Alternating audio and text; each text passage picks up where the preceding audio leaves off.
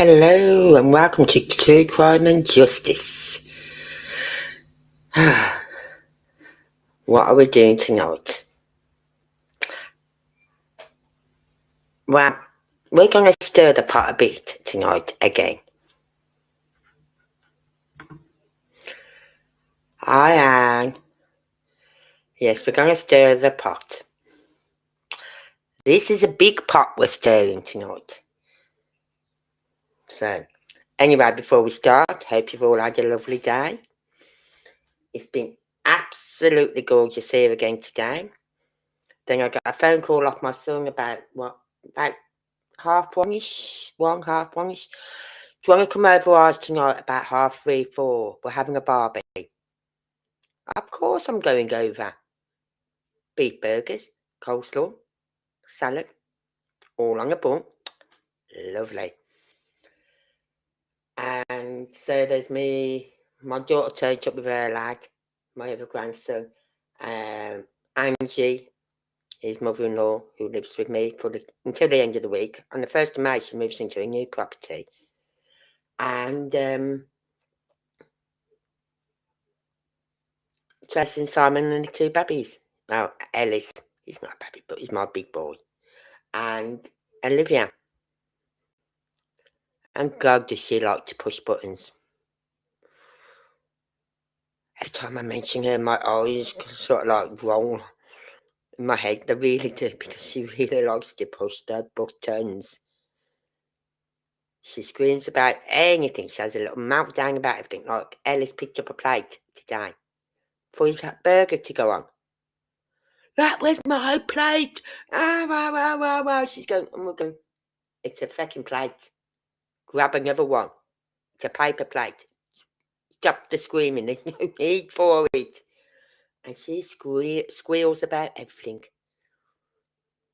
And then she has opportunity every day from when she gets home about, 1 o'clock-ish, to when Ellis comes in at, 3:30-ish, to play on that trampoline on her own.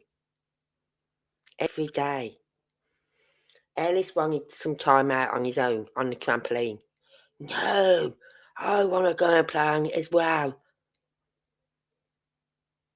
And I said to her, do you know, Olivia? I said, you know what I used to do with my kids if they ever, because she's been cheeky to me, being a bit lippy. Don't talk to me.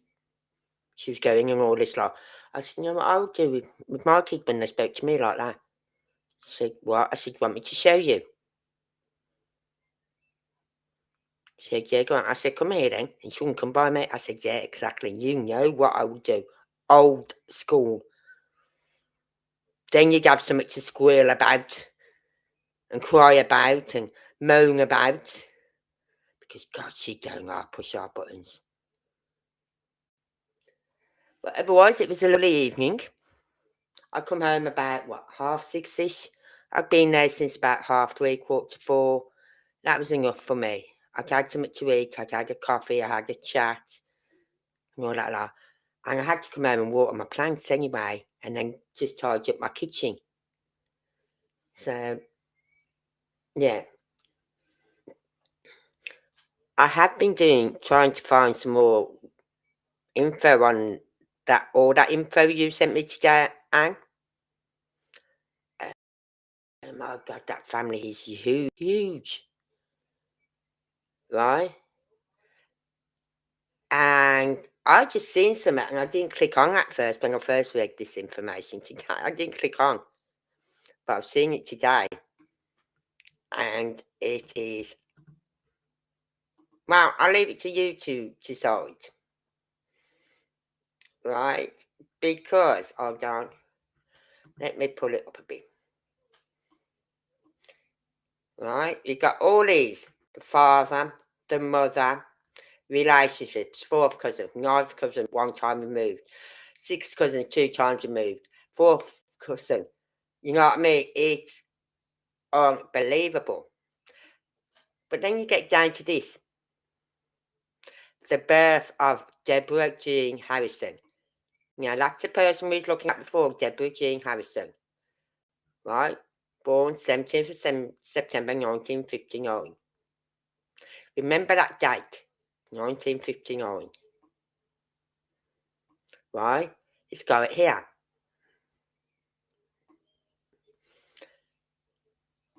Deborah Jean Harrison was born on the 17th of September 1959 at Portsmouth, Virginia, USA.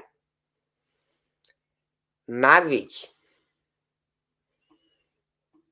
Right, marriage. The 16th of March 1975.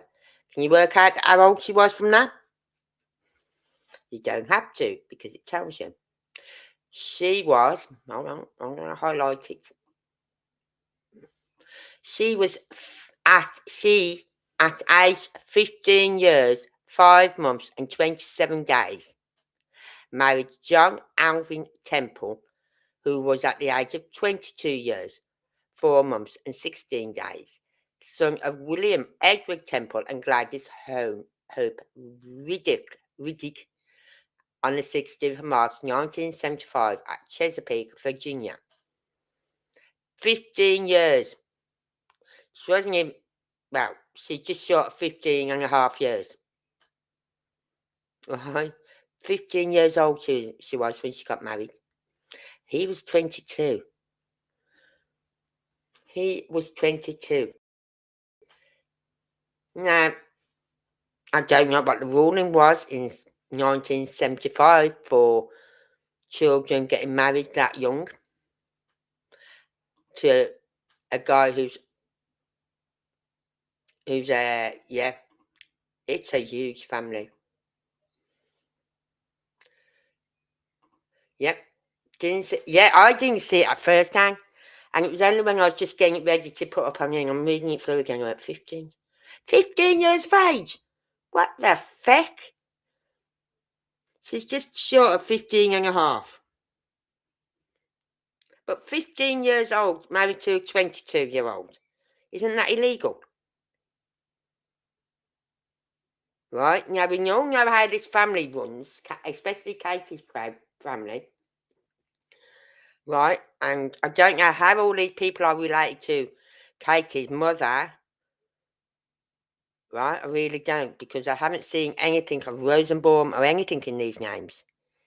But you have to click on every one of them, and every one of them will bring you all their fifths and fourths and thirds and ninths and whatever cousins. Right?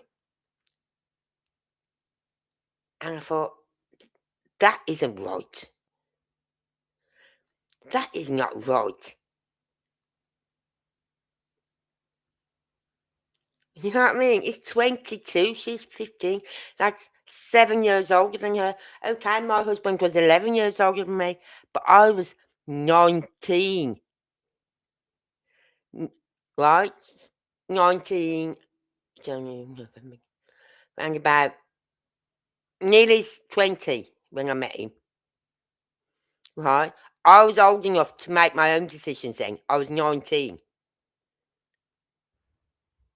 He was 30.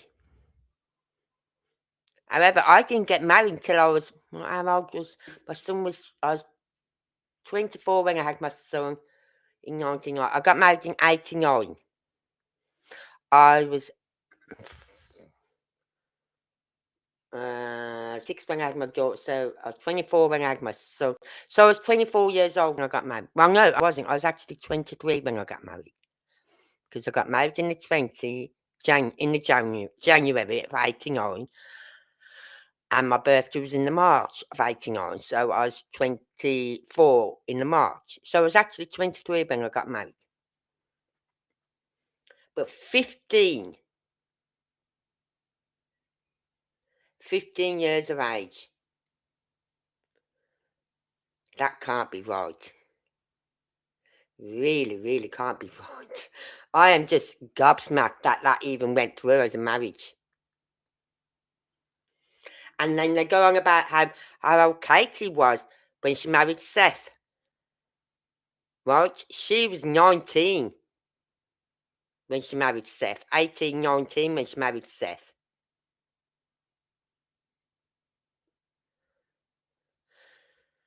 Exactly. But we was at an age where we could make our own decisions. You know what I mean? But 15, and she didn't have her first son, Jason Allen Temple, birth of son, till 16th of June 1979, till 4 years after.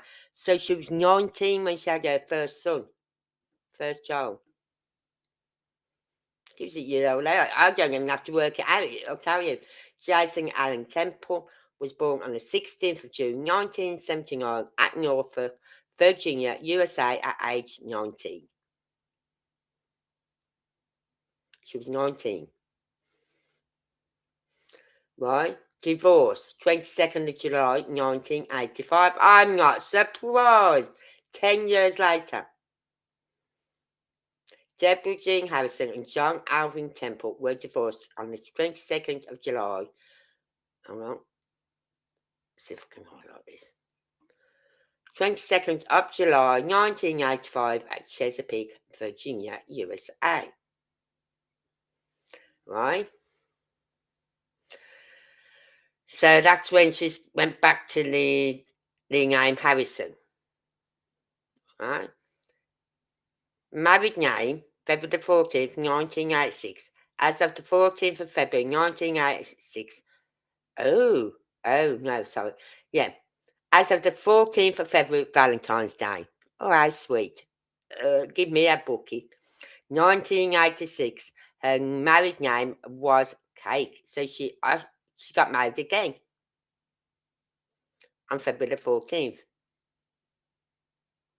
Deborah Jean Harris, at the age of 26 years, 4 months and 28 days, married Richard Donald Cake at age 28 years, 6 months and 17 days, son of George Robert Cake and Dorothy Lee Farrer, on the 14th of February 1986. So there was only a 2-year difference there in age. She was 26, he was 28. That's fine. I've got no problem with age difference. I really don't. But when you're 15, come on. Come on, guys. At least wait till they're 18, 19.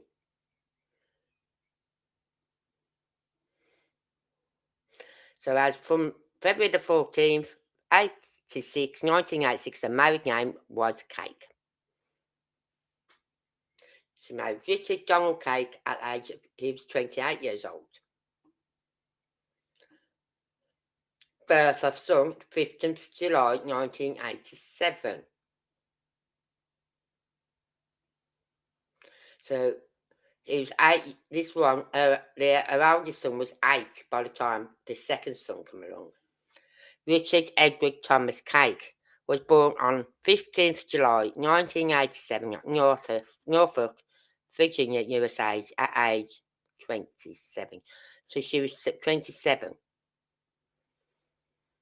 Birth of daughter, 23rd of May 1989.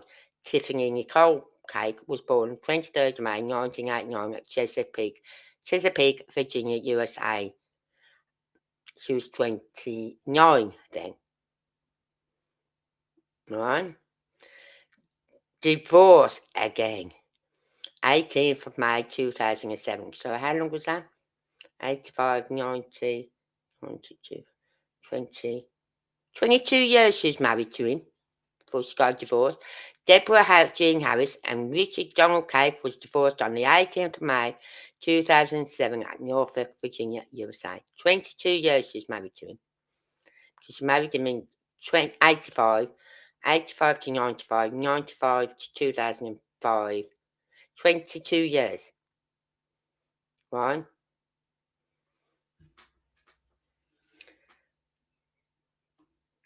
Then you got family one, child, right? John Alvin Temple, born 30th of October 1952. One child, Jason Allen Temple, born 16th of June 1979. Family two, Richard Donald Craig, Born on the 28th of July 1957, he had two children, Richard Edward Thomas Cake, on the 15th of July 1987, and then Tiffany Nicole Cake, born on the 23rd of May 1987.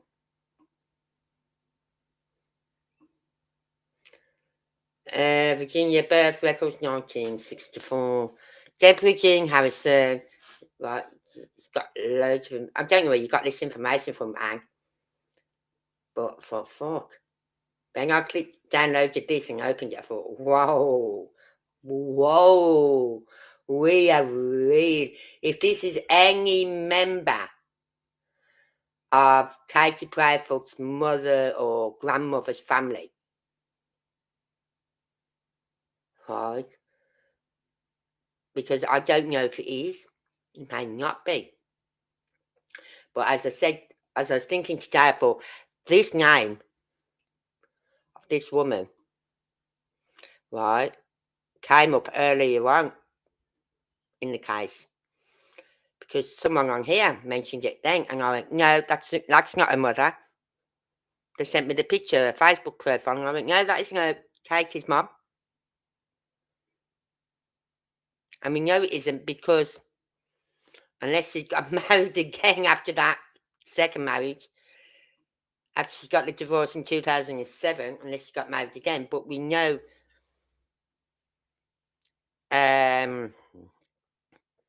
Katie was born before 2000 because she's in her 30s, 30-something.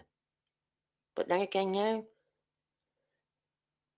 If she's 35, that'd be the same age as my son. Right? She's got to be about 37 now. Let me say, she's got to be about 37 now because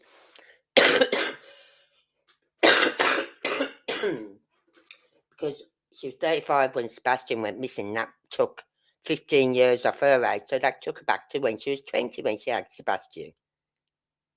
1920 years of age. So there's no way she could have been born in the 2000s. We're only on 2026. You know what I mean? So she's probably born late 1990s. Well, my son was born in 1990 and he's 35. So she's probably born in the 80s, late 80s. So, I mean, no, in the late 80s, she had a daughter, Tiffany Nicole. This woman had a daughter called Tiffany Nicole Cake. She didn't have any other children in the 80s. She got divorced from that Richard Donald Cake in 2007. So that's why I say that is not Katie Pryfoot's mum.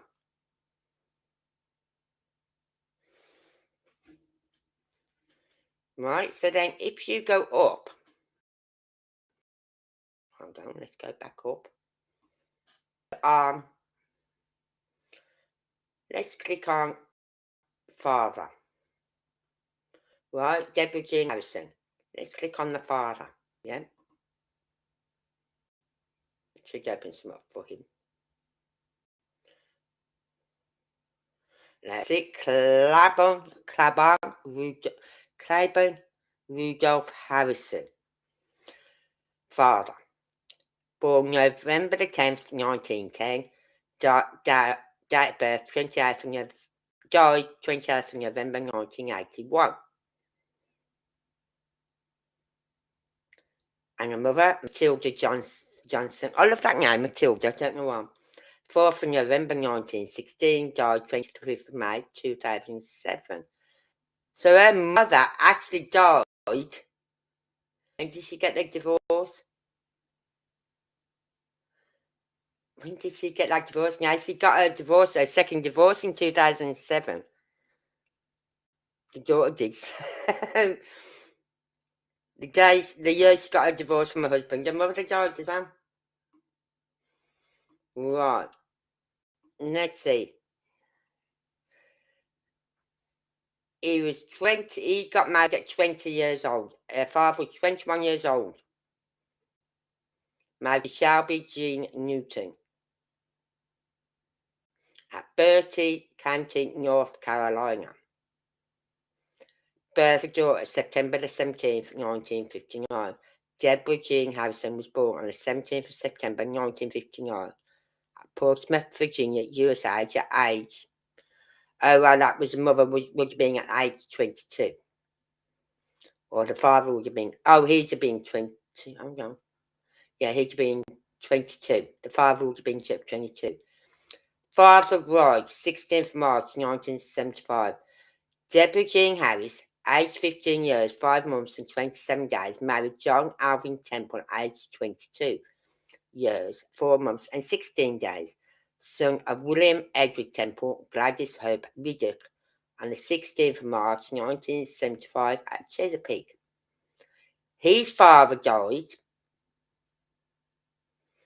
so Claiborne Rudolph Harrison, his father died on the 28th of November 1981, 71 years, good age.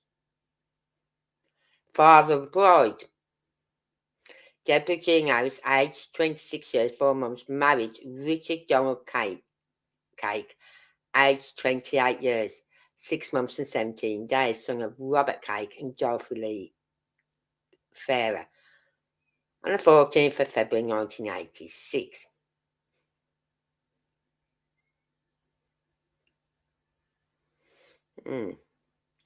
His mother, that would be her grandmother, I suppose, I don't know, died on the 25th of May 2007. So his mother.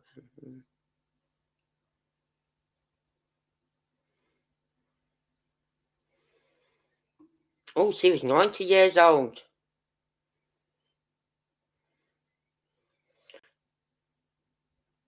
Claiborne Ray Rudolph Harrison died on the 24th of March 2019 at the age of 81 years. Family, Shelley Jean Newton, born 1939. Child, Deborah Jean Harrison, born 17th of September 1959. So even her mother was only 20 when she had Deborah. Yeah? You know what I mean? It's wild, this is. Absolutely wild.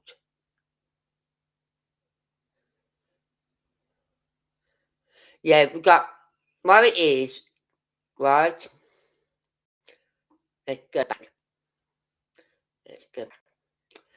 You got Deborah Jean Harrison, right? Now, her father was Claiborne Rudolph Harrison, her mother Shelby Jean Newton, right? She was born on the 17th of September, right? She got married at 15 years. When she was 29, she had, by her second husband, this is now her second husband by the time she's had Tiffany, she had Tiffany Nicole Cake. She was 29. And then 89, 97, 18 years later, they get a divorce. So Tiffany Nicole Cake, her mother Deborah Jean Harrison and Richard Donald Cake were divorced in 2007. So she was like 17 when her mum and dad, when her mother, Deborah, got divorced from her husband, from the father, Richard Donald Cake. So Tiffany was like 17 years old when her parents got divorced. So, let's see what's been said. Yeah, Deborah Harrison Cake is originally Deborah Jean Harrison, who was married at the age of 15 to John Alvin Temple, and then got a divorce in 1985, 10 years later. And then 1 year later, she married Deborah Jean Harrison, then married Richard Donald Cake. So we know this is not Capey's mother. So when people come and say this is her mother, it isn't. We've got the dates. We've got every fucking date, every name of the child they had. Right? Unless she remarried again after 2007. But I think if she had, would it not be here?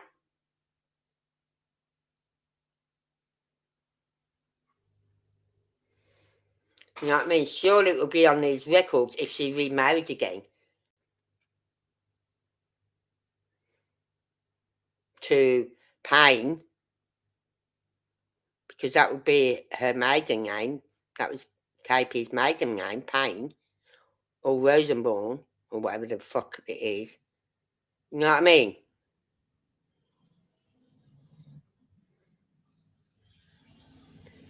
So, this is not KP's mother.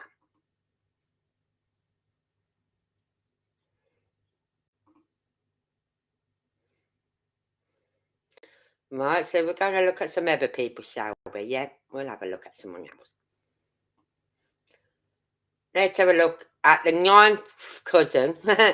Ninth cousin, one time removed. Oh, he's the ninth cousin, one time removed, of Annie Louise Jordan.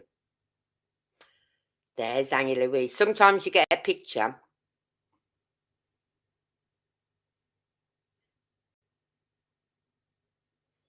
Right? Ollie Norman Jordan, born 24th of August 1893, died 30th of April 1975. Mother Esther May Goodwin, born 21st July 1909.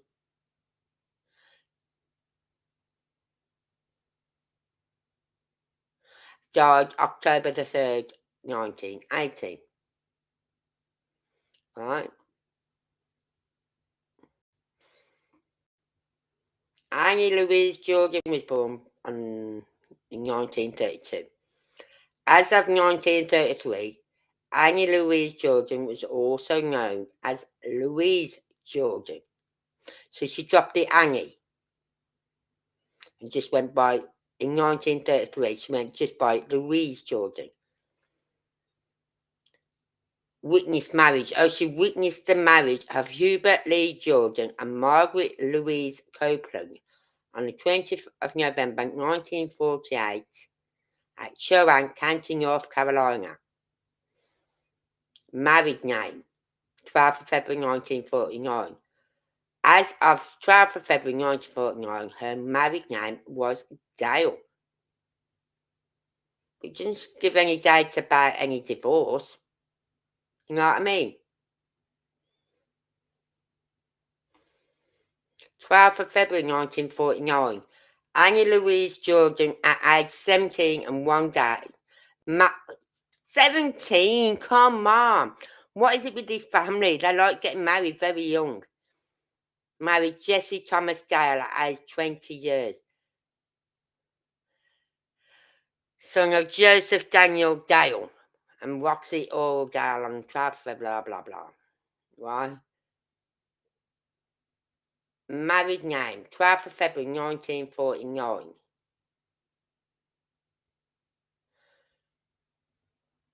Her married name was Louise Dale.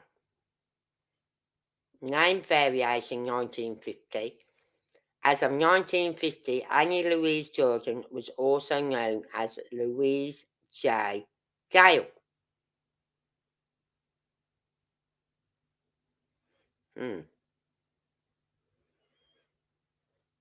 What was the J for? Did she keep a Jordan, the name Jordan? Some people do keep their maiden names, don't they, when they get married as well. Birth of son, 20th December. Kenneth Jean Dale was born on the 20th December at age of 19. She was 19. 19. What was I doing at 19? I was out enjoying my life. You know what I mean? Yeah, I met my husband when I was 19, but I was still out enjoying my fucking life. 14th of May, another son, 1955. She was 23. That's a more respectable age. Anything I'd say from 21 on. Don't go for me if you've been married at the age of 18 and 19. Because I'm just saying, I think you need to live life a bit. Aye. Then they had two sons. Then had a daughter. Sheila Lingdale was born the 21st, 15, blah, blah, blah. So to find all this out, to find the family tree out and all the connections, you've got to click on all these names. Every fucking name. And see where it leads you. Right? Because you have a daughter who's Denise Jordan Dale. She's going to get married. You know what I mean? And then she'll have children. And so on. That daughter was born in 1965. As of 1965, Annie Louise Dale was living with Annie Louise Dale and Jessie Thomas Dale at Jessie and Louise Dale as at Jess and Louise Dale, Hertfordshire, Perry Queens County. Why was she living with them? Hold on. She's living with Miss Jess. I haven't seen anything about a Jess Thomas Dale. You know what I mean? And then you got Louise, another daughter, born in 1970.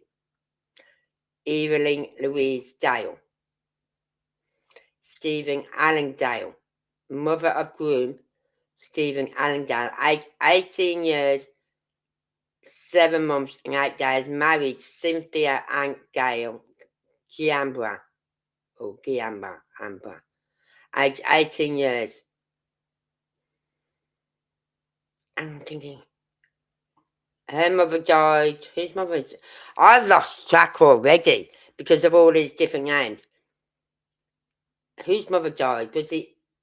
Whose mother are we talking about? Are we talking about Annie Louise Jordan? I think so. Her mother died in 89. Evelyn Louise Dale, aged 19 years. Oh no, that's Mother Bride.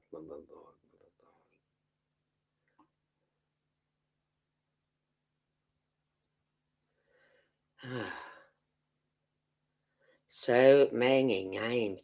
I would hate to have to sit and put this down in a family tree. I really would. You know what I mean? Because this would be horrendous. I thought my family was big. Yeah? Because like my dad, on my dad's side, there's my dad, my Uncle Ian, my uncle... I can't think of fucking up. Isn't that bad? I can't think of one of my uncles. Uncle Stan, my Uncle Michael, and my Aunt Barbara. There was 5 kids. Now Barbara, the daughter, had 2 children.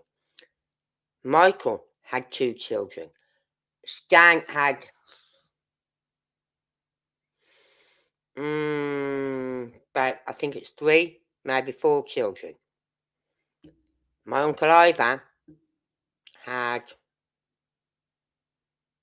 I don't know, I lost count with them. And my dad, he had 7. Right, so whenever there was a family gathering, there was a lot of members of the family. A lot. Because I know they had a lot of children, each of them. So, but you'd have to, fuck's sake, you could get quite easily lost in doing a family tree with this, couldn't you? I'm not even going to attempt to do a family tree on this. I am not. But I'd have to go through this bit by bit by bit. Go through each name, each section, bit by bit, and look at each one separately and see where it led to. Right? Because we're looking for the name Rosenborn, but when you go back to the top, right? You don't see, I go through here, I look at the second cousins and things like that. I'm looking for the name Rosenborn or Payne.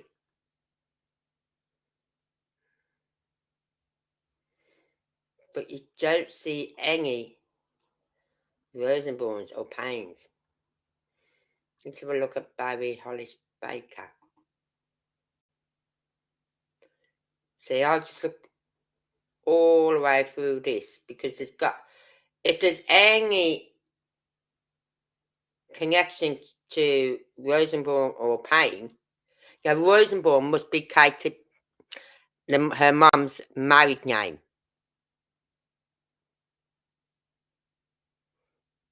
Right? Or it could be her maiden name. Because we know KP's maiden name is Payne. So perhaps her mother got married to such and such Payne. And that's when Katie was born. But then when the mother and the father split up, she's gone back to her maiden name, Rosenborn. A lot of women do.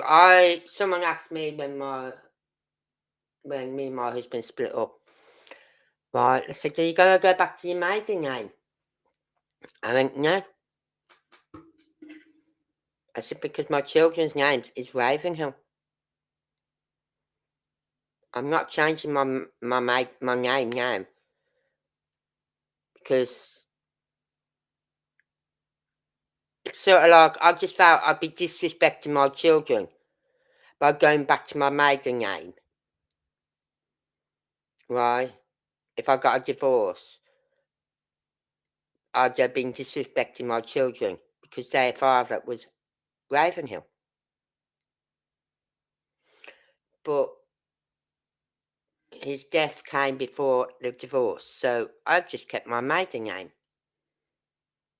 I was going to anyway, and my married name. I've never changed it, never thought about changing it. See, there's no, I have gone, well, I haven't gone through it all, but there's nothing here, right? It's all right looking at all these names. You've got all these names here, right? But then you've got all these names here.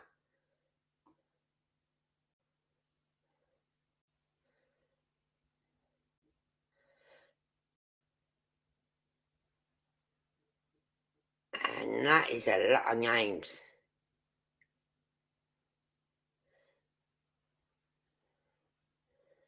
But an aunt of KP's said they are a big family.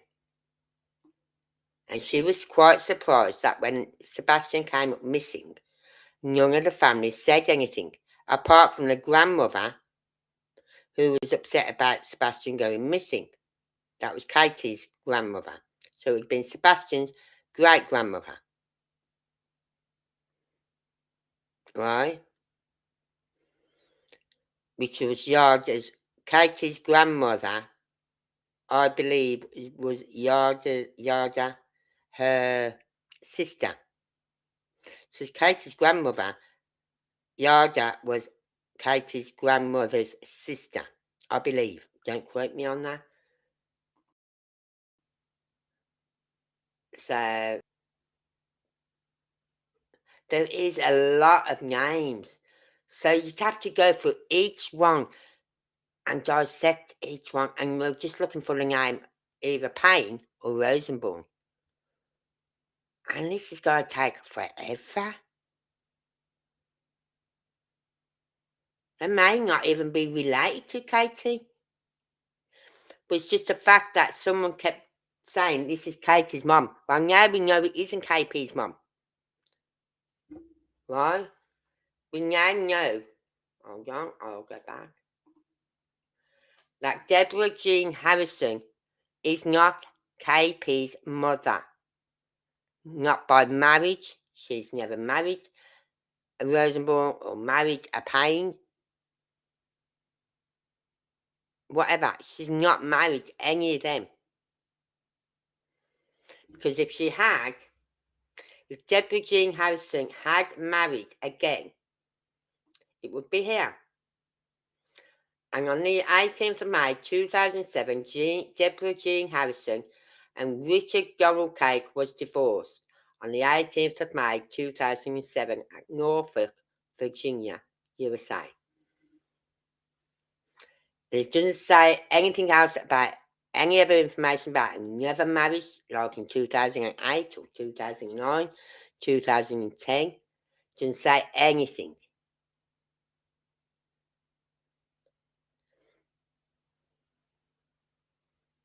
So,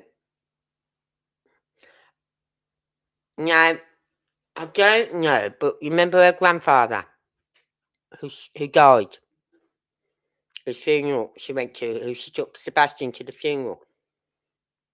Yeah?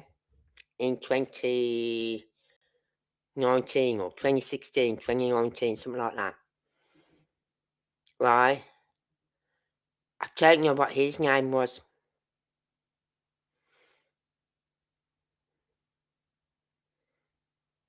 So, it's like the grandmother, we don't know her name. We only know her first name because of what Seth said on that interview once. I can't remember what her name was now. I'd have to try and find that interview he did, where he's talking about when he phoned Sebastian up down in Chesapeake. And the mum was out having dinner.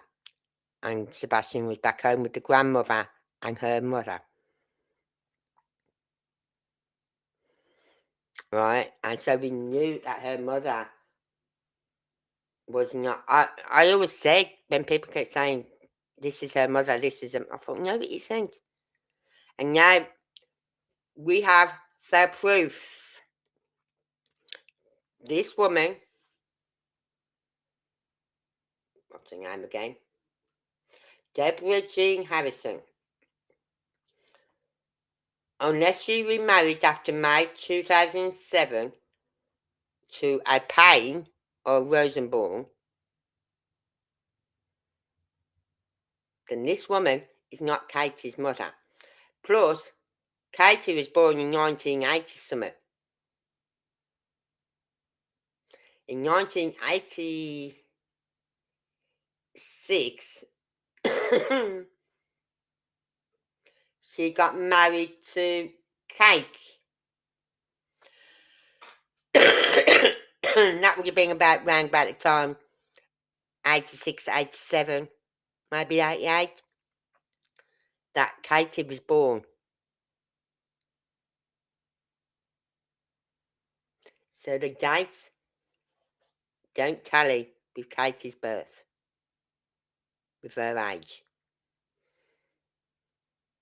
So even if her mum did say get married again to another guy after 2007, it wasn't KP's father who she married.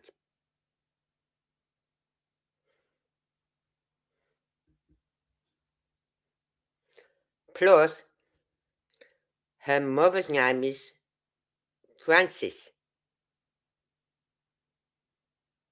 Francis, not Deborah Jean Harrison.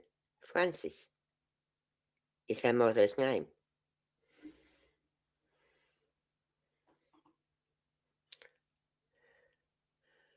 So, if anyone would like this information, get a mug like I've got, and she finds this information. I just sat there today when I opened this link up. I thought, whoa, where the hell? And I was just gobsmacked by. So you need to know someone like Anne, because you know what? I'm not giving you the information out. You can screenshot this after the live if you want. Anything I put out on my live, you can screenshot it, you can save it. But I'm not giving you the rest of the information. That's for me and for Anne to go over, because we will be raking over this information. I know I will be. Because I want to find out where the link is from this woman, if there is a link, to Katie's mum. Right? Because this woman could be, I don't know, a ninth cousin removed sort of thing of Katie's mum. But then again, we know that is not true, because it's got all she's fourth cousin, one time removed of William. These are all her cousins, 2 times removed, 2 times removed, 1 time removed. Eighth cousin of Mark Andrew Mish. You know what I mean? We've got all our cousins here. Fourth cousin, 2 times removed, 6th cousin, 10th cousin of Mary Charles White.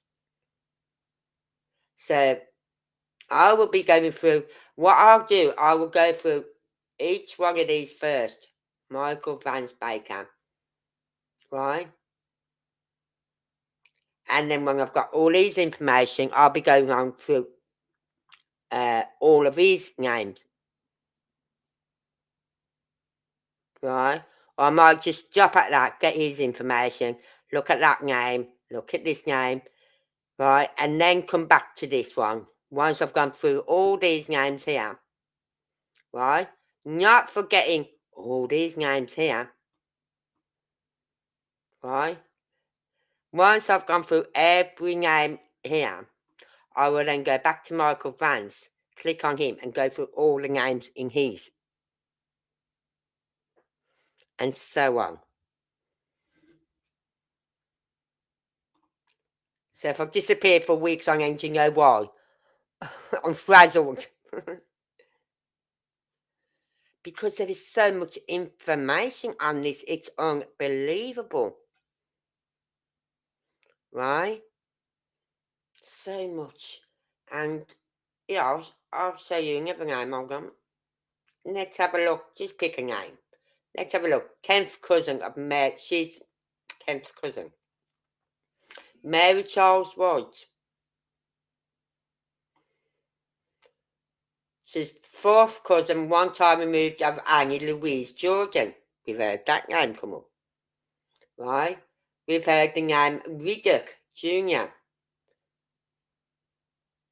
and all that lot. A lot of these names I will now start to notice and remember them, because we're going to see them all in the others. And so, there's so many.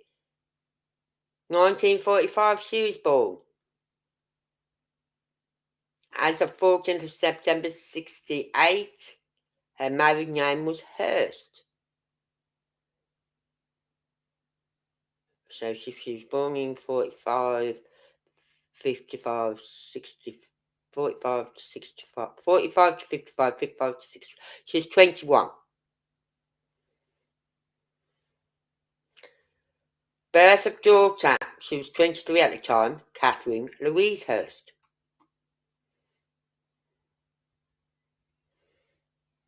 Mary Charles' wife. DNA? Oh my God. There's 1, 2, 3, 4 DNAs done on for this woman. Right, DNA, the 10th of January 2021, Mary Charles White and Stephen Henry Regala were DNA Robert Anita Bass on 10th of January 2021. 24th of May 2021. Mary Charles White and Stephen Henry Rogala were doing a 14cm on Ancestry on the 24th. So other people have been looking up this family. Mary Charles White and Stephen Henry Rogala were doing a Heather Renee Lane. Mary Charles White and Johnny Watt Dellinger. Where's Johnny Watt Dellinger coming to it? You know what I mean? We're doing a 9cm on Ancestry. But she only had one child, Catherine Louise Hurst, born March 28th, 1969. So there's only one child from that family.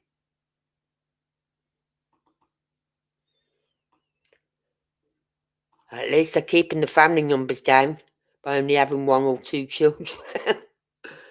You know what I mean?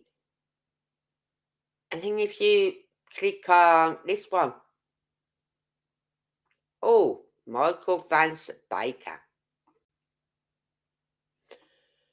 Henry Ford Baker was born 1929. The mother was born 1931. She died in April 2018. The father died on 25th of November. And the mother died like not even a year later. November, December, January, February, March, April. 6 months later, the mother died. He died 25th of November 2017, his father, this guy's father. And the mother died 6 months later, on 22nd of April 2018. Ah. And then you got the godfather and the godmother. Right? Then you got a seventh cousin, second cousin, eighth cousin, fifth cousin. Okay, I'm first cousin. I'm a first cousin. My son would be the second. Oh, I don't know. Would he be a second cousin to my cousins? Yeah, he would. Oh, I don't know. I don't know how to work all that out, but.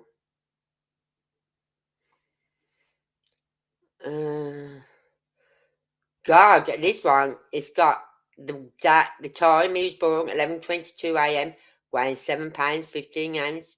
Good way. Namesake Michael Vance Baker was named for an unknown person.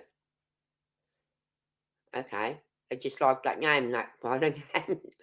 Residents lived on 10th of May 1960 at Jacksonville, Duval County, Florida. He attended the burial of Henry Vance Baker on the 10th of 1963.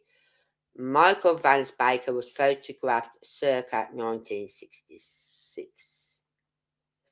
He lived in 1966 at Patuxent with St. Mary's. He lived with Henry Ford Baker and Betty Muha Baker at whatever. Michael Vance witnessed the marriage of George Stanley.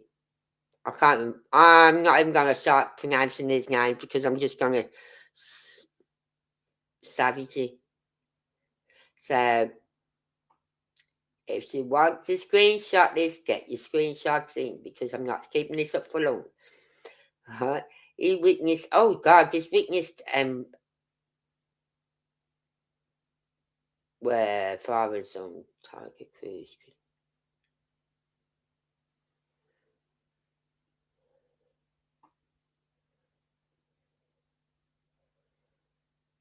Anyone see a name there?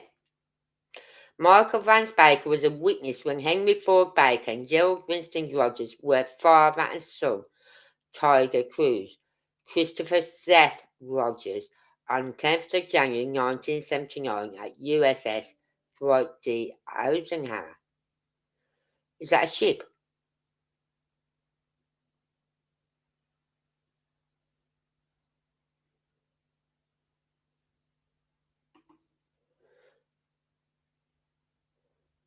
Seth. I'm going to click on that name. Christopher Seth Rogers.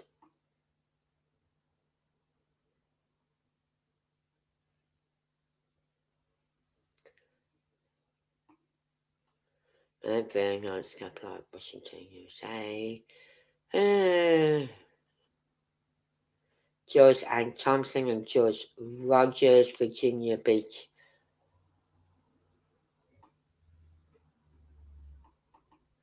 George Rogers.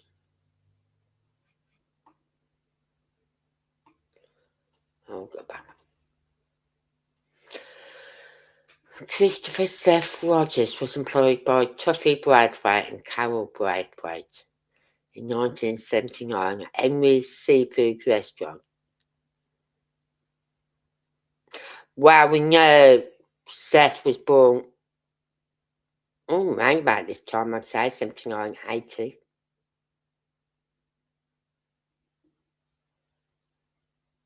Not in 1962, put it that way. That would make him older than me.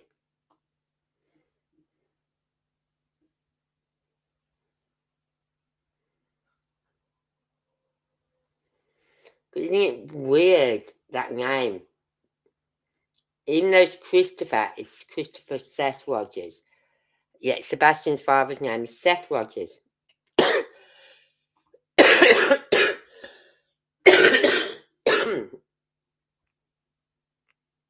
Yeah, I know. It's sad, isn't it? When you've got a couple who've been together for years and the one passes and then the next one goes literally 6 months later.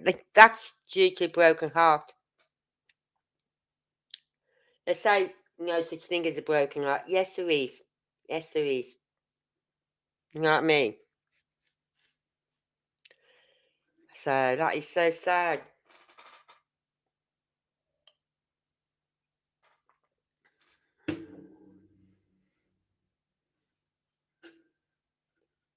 Okay, I'm just taking you into the kitchen, so I'm unplugging my mic.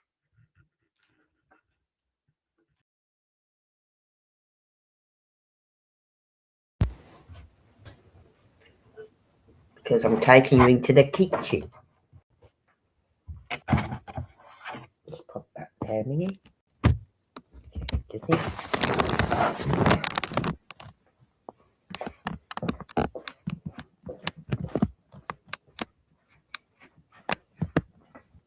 Right, let me just put my light on. There.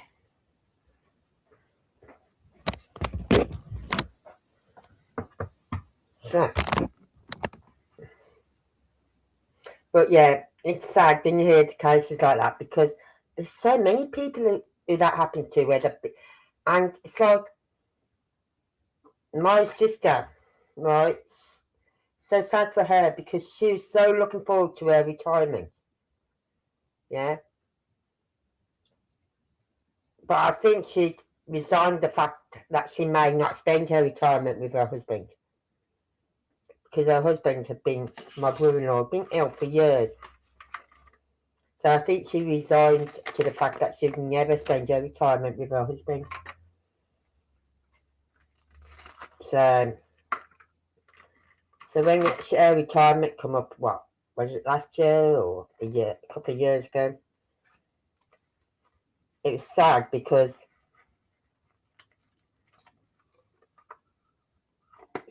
she's got the time now to spend with her, she would have had the time now to spend with her husband. Right? Because they used to have a caravan. I don't know if they still got the caravan. And I used to go down to this caravan on the weekends in the summer. Right? Things like that. So I just feel sad for her, but she's living her life now, you know what I mean? She's doing what she loves to do. She's going for walks, she's going out, she's going away too. I suppose she's still got the caravan. She goes down to the caravan. She used to go down there a lot with the grandkids. Take the grandkids down on the weekend and things like that. She'd turn up at my daughter's house, like, can I have the kids, girls for the weekend? Yeah, Mum. Oh, good.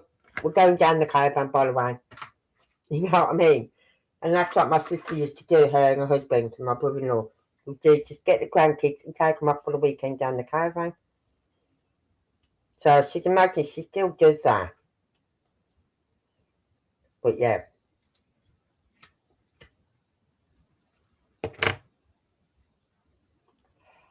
However, we can come back to this work here. Don't worry. Don't you worry. Because I'm going to share something with you.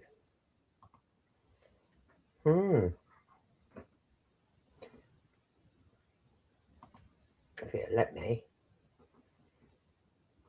Okay, it's not going to let me. I'll do it this way then. I like to see it. Is it medium? Yeah, medium.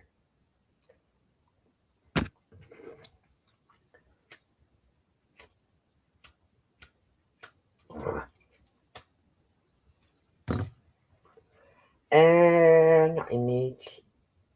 Screen.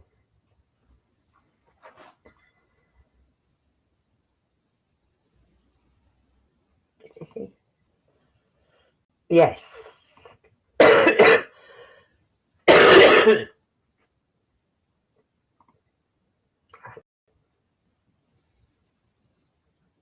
Right.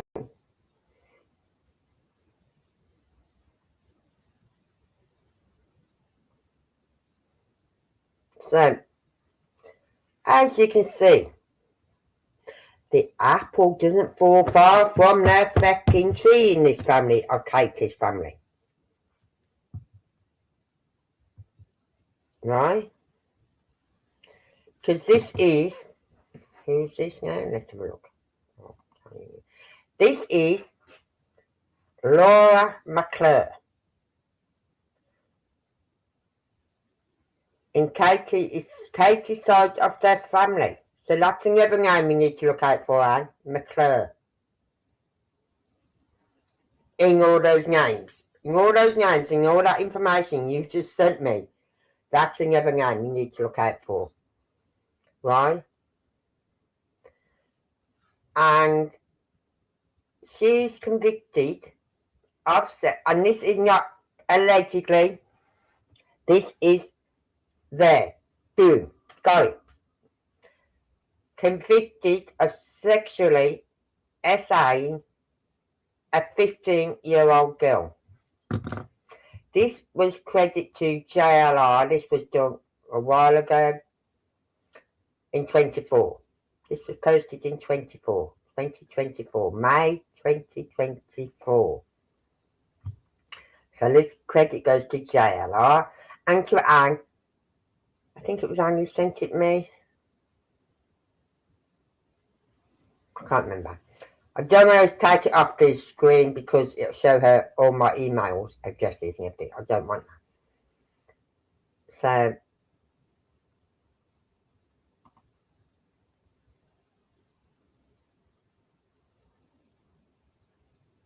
So yeah, he's written them down. God, so many names. So we'd have to go through each one of them first, wouldn't we? First name. Go through them. Which could take a long time because then you click on one name, you get a list of the other names, right? And then you got to click on all their names, right? To see if there's any connection anywhere.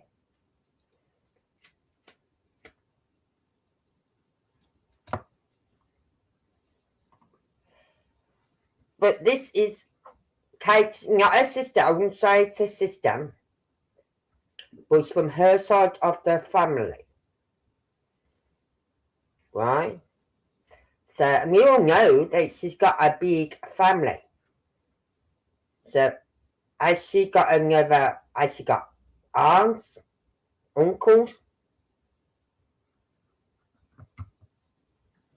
She must have another aunt. She must have another aunt somewhere who's married, who got married to the name of McClure. Or her daughter, or who had a daughter who then got married and got the surname McClure.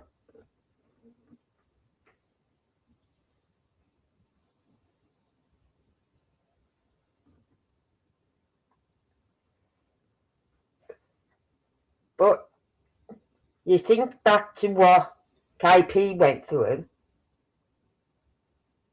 and she lived with her father till she was, I believe, Seth said she lived with the grandparents, but I think what it was, she used to stay at her grandparents a lot, but she also used to live with her father, not her mother, because her mother was locked up in a clink clink. So,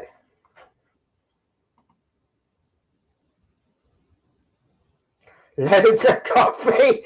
Oh God, fuck. I'll have to stock up on my coffee, I think. Right? Because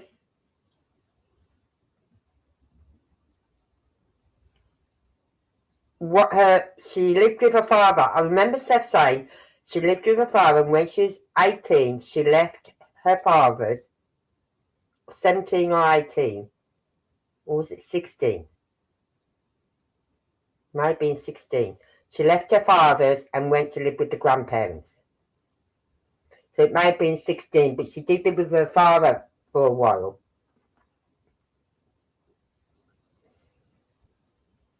You know what, Anne? Send this info to Neuro. Say, you want to get your head into something? Check these names out. Oh, God. So, yeah, she did live with her father, I think, till she was about 16. And then she left home and went to live with the grandparents until she got married. Because it was the grandfather who Seth went and spoke to about marrying her KP. And the grandfather gave his permission.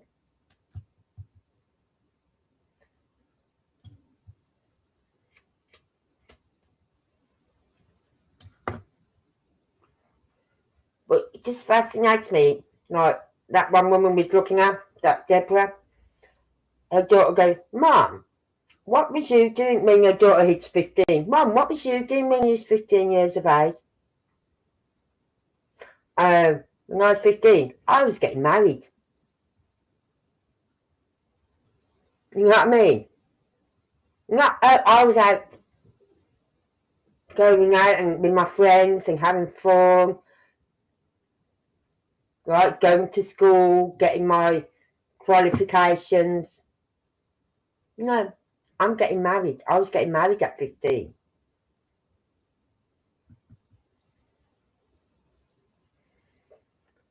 But this woman is on Katie's side of the family. So, as I said, Katie must have another cousins, or she must have cousins or aunts. Yeah, she's got to have cousins, hasn't she? She's got a... You got kicked off? Who kicked you off, Kylie? Wasn't us. It wasn't us. Believe me, it wasn't. We're just going through this list of names that we've got. Right? And then, I can't remember who sent me this, but someone sent me this. So we're going to be going through the list of names that we've got here. I'll pull it up again.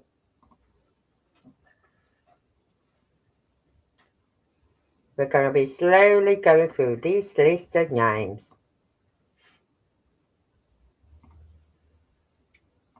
All the way, because it goes back, right? Michael Bones Baker, no.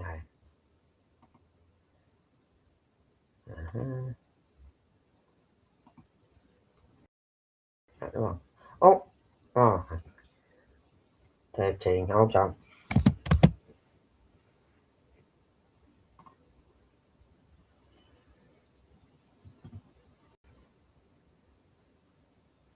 $14. So, what? 4 plus 4 is 8. They keep telling me to continue. Yeah, verification successful, so 16.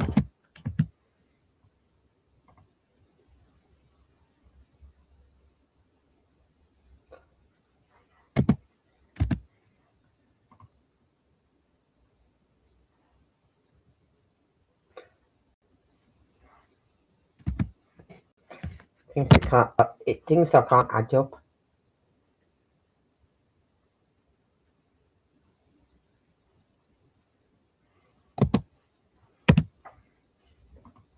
For some reason it's verifying it, but it won't let me back on. Right, what I'll do, I'll come out of it. Right, we'll come back to that. We'll come back to that. Where's this one gone? Right. But Anne sent me this link and I opened it up and for that Deborah, where everyone was saying that was KP's mum. Well, it wasn't. It isn't KP's mum. Oh, internet sucks today. I know how you feel, sweetheart. I know how you feel. Right, but we now verified that Deborah, whatever, Harrison, is not KP's mum. Because she got married to that cake guy, 66 cake. She was married to him for 20-something years. She got divorced in 2007. Now we know, and she had 2 children by that guy, a son and a daughter, Tiffany and her son. I can't remember the name of the son. Right, she didn't have any other children, and nothing shows anything after 2007. And we know Katie was born in 1980 somewhere. For her age, she's 35, 37. She's got to be 87, 88, 1987, 1988. You go get the pics you sent me last night.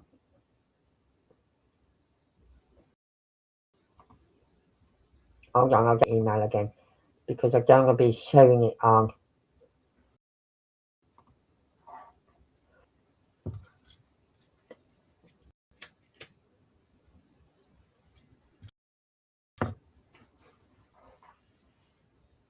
Oh, Newa's just sent me some today. Just seeing it. Watch Katie, Family Dark Secrets. Oh, right. Yes. Your pictures.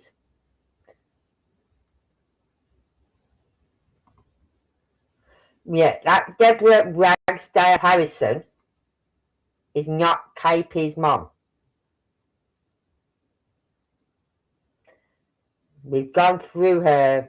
We've got all of the dates. You know, she was only 15 when she got married the first time. 15 when she got married the first time. And her husband is 22.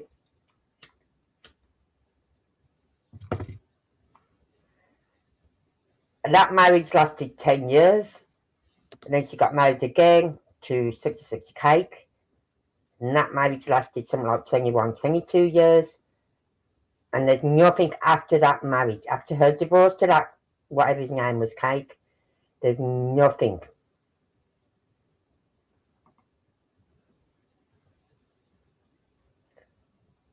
So yeah, I did get him, Kylie.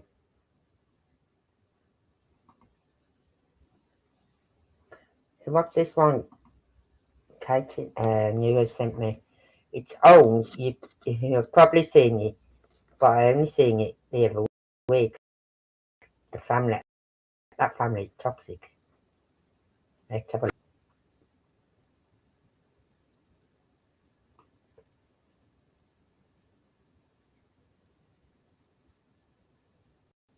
Katie's sister.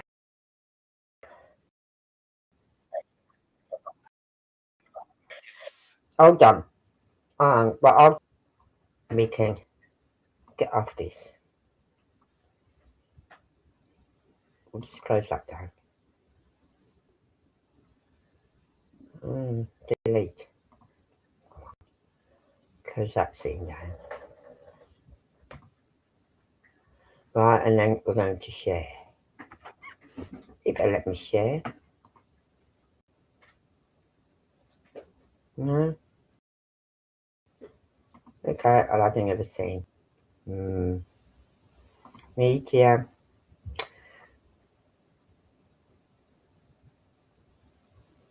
Screen. Katie's Family Dark Secrets. Not very long. I don't think I have seen this before.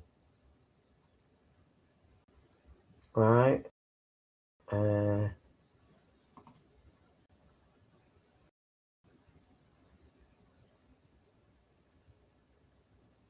Not coming up. Why is it not coming up? Screen. Right.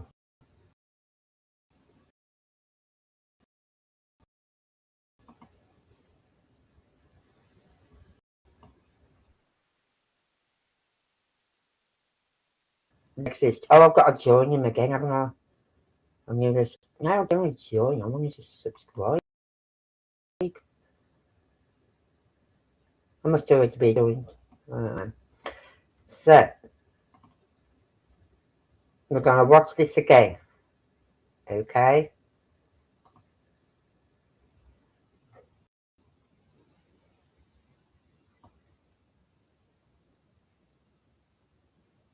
Yeah, young is not the word. Who's that guy who's Sebastian and Kate's picture? We're going to have a look in a minute. Oh, come on. The sister died in 27. Yes. But it's not her sister. Tiffany Cake is not her sister.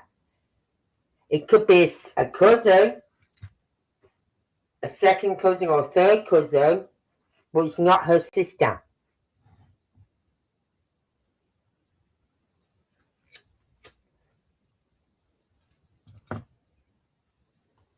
I'll try and get that information up again for you. You'll see for yourself. It's not her sister. Hold on. Right, we're just going to watch this and then I'll try and get that information. Right.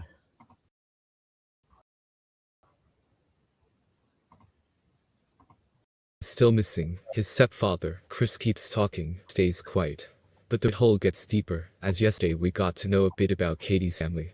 Really troubling information too, as her mother is a registered S-offender. It's also interesting that her mother looks so similar to this woman in the picture with a boy that looks similar to Sebastian. Still no confirmation on whether that boy is Sebastian or not though. What's wrong? Did authorities get that sighting in the grandfather mounting in 2024? And I think it was March, April, May time. Or was it June? I can't remember. It's around about April or May. I'm sure it was. And this lad, when I got up in the morning and I saw this picture, I went, oh my God, Sebastian's been found. Oh my Lord, that is Sebastian. Are they not sure themselves? Anyway, there's more and it gets darker and even more concerning. Katie Proudfoot's half-sister, Laura McClure, was convicted of assaulting a 15-year-old girl. Now, there says McClure, right, was her half-sister. Which means she had to be the daughter of from her father's side. Because her mother and father, KP's mother and father divorced or separated, whatever. KP's mum went to prison, the father went his way and remarried.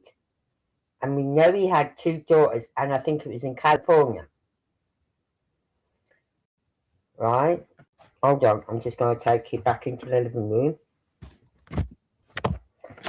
Right, so we know he had her father, her bio father had 2 daughters by his second marriage. Right. Hold on. Let's plug this back in. Right, back up. So, if that's the case, if that's her half sister, it's got to be from her father. Yeah. Because I don't think the mother ever got married again. Or did she? I don't know. I know, but honest, I've got the dates. I'll pull that information up for you, Kylie. You'll see it yourself. You'll see it yourself, right? So it's got to be from her father's side, half sister. It's got to be from her father's side. Looks so similar to Katie, it's obvious they're related. I believe they have the same mother and different fathers making them happy. So, Oh. Same mother, but different fathers. So, possible then. That is possible. Right? Because Francis Rosenborn, whatever her name is, could be her married name from her second marriage. I don't know.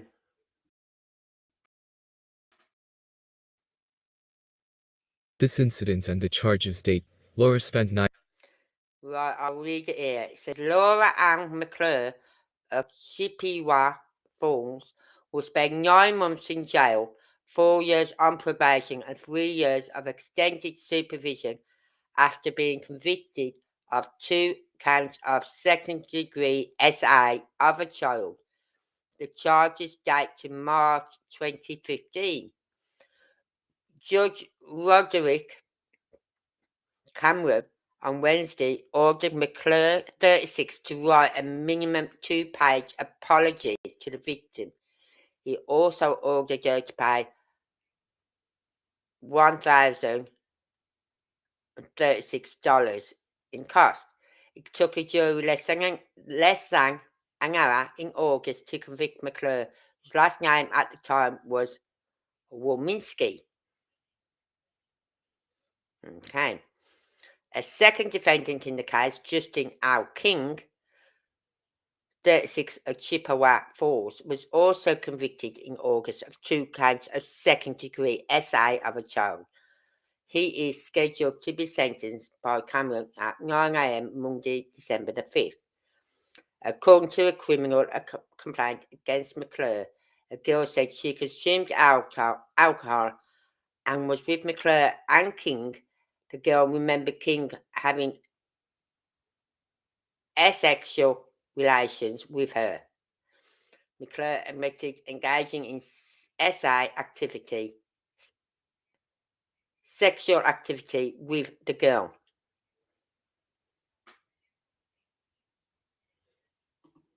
months in jail, 4 years on probation, and 3 years of extended supervision after being convicted of 2 counts of second-degree assault of a child. The judge also wrote a 2-page apology letter to the child and ordered her to pay over $1,000 in costs. It took a jury less than an hour to convict Laura. There was also a second defendant, named Justin Ace, and he was also convicted. The 15-year-old girl said that she consumed alcohol with Laura and Justin. The girl remembered Justin S. assaulting her, and Laura admitted in engaging in S relations with the girl too. It's extremely worrying due to the number of people in Katie's family that has had inappropriate relations with a child, her own mother being a registered S offender too. I do hope they are all investigated. Takes me back to think how Chris never wanted Sebastian to be around his daughter, because of what happened with Sebastian and a 13-year-old boy, while in his mother's care. Just absolutely horrific how this case just gets crazier by the day. No, I had never seen that one. I had not seen that one. So I'm going to close some of these scenes down. Right. I want to get that email up again.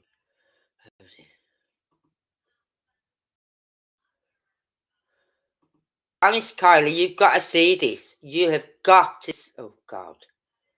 Enter the time. It is, what time does that say? 20 past 4?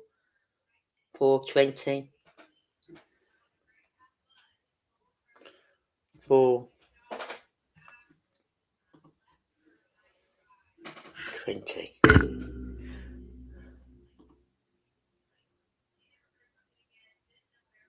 Right, here we are.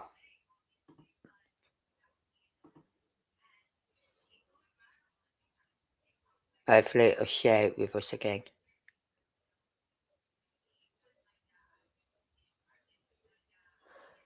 I don't know why it won't share.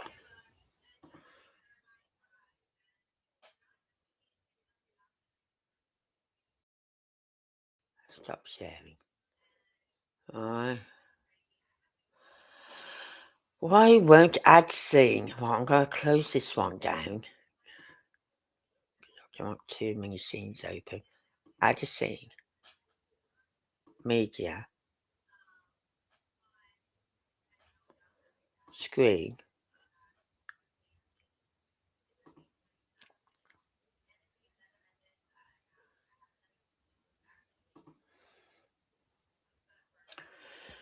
Why have I got that up there on my windows again now? It's not sharing. Without share with me. Hold on. Is this it? Yes. Hopefully it'll come up now so you can see it.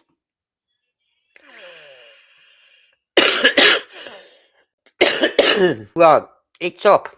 Oh, this is Deborah Jean Harrison, right? She's born on the 17th of September 1959. These are all her 4th, 5th, 6th, 7th, 8th, 9th, 10th cousins. All her cousins, right? And it says here, she got married on the 16th of March. Deborah Harrison got married at the age of 15 years and 5 months to John Alvin Temple, who was 22 years. So then she had a son in 1979, 4 years later, Jason Allen Temple. Right? So Deborah Jean Harrison was then known as Temple. Right? And then they got a divorce in 1985. So 10 years after they got married, they got a divorce.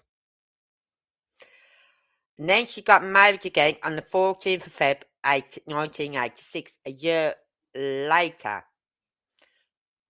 to Richard Donald Cake at age 28 years. So she was 26, Richard Cake was 28. And they got married on February the 14th, 1986. 15th of July 1987, they had a son, Richard Edward Thomas Cake.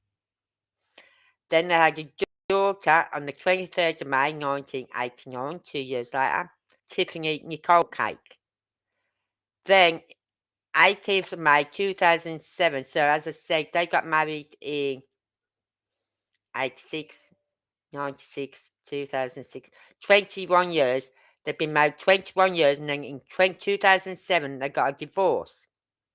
But there's nothing after that about whether she got married again, right? Had other children, nothing.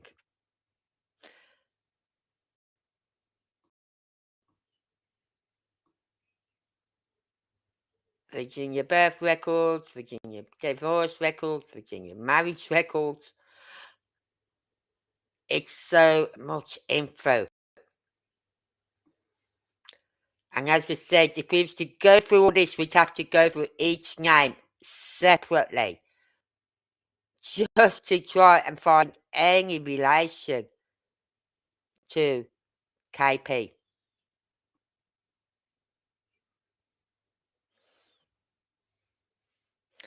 Camping bed with inflatable air mattress folding. Please hit the like, subscribe and share.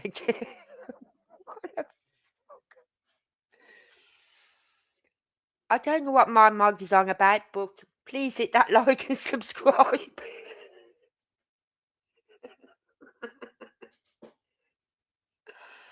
Right? So there's so many. This family is huge. Absolutely huge. Right? So I suppose my family would be if you went back to what? To my grandparents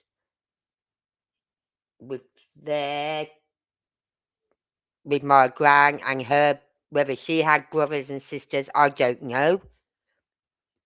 Right? Because I never heard my dad talk about his cousins or anything like that. Or, you know what I mean? I knew he had nieces and nephews because they was my cousins. But I never heard of him saying anything about any cousins from my granddad's side of the family or my grandmother's side of the family. You know what I mean? Whether she had sisters or brothers. I'm sure she did. And I'm sure my grandfather had brothers and sisters, but we never knew about them.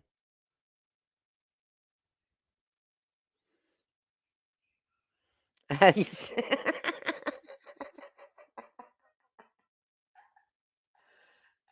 dear. So, I suppose if you used to write all my family members down, then yeah, you would have a large second cousin. There's third cousin removed, fourth cousin removed twice, and fifth cousin removed. And you know what I mean? So many names. So you got to think of all these names here, right? And also all these names here. You click on the father's name, her father's, right? And then you've got his father, his mother, and then you've got all the fourth cousins and ninth cousin one time removed, and then you go down to here and you've got well, Shelby G. Newton, and they had the daughter Deborah Jean Harrison. Deborah Jean Harrison, aged 15 years, 5 months, 27 days, married John Alvin Temple. That was the father, because we're now talking about the father of the bride. Right? His father died in 1981. Right?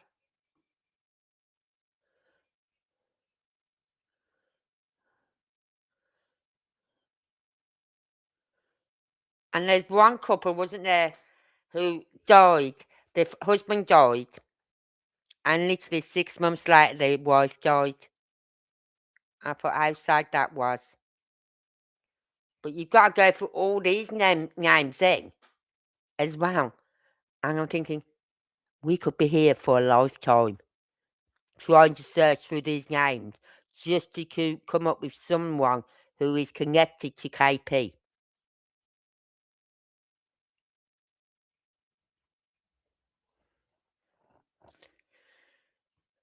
So, but this is unbelievable.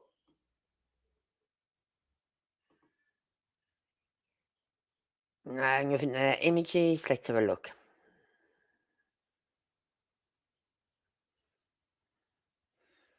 We got some images of people, of the family members.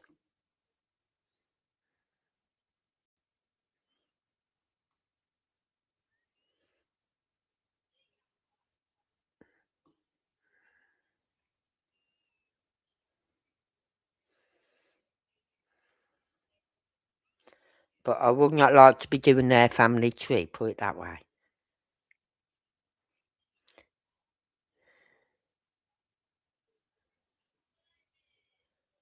Look for more. Look at them fuckers. Fuck's sake. It's never ending. Oh, God.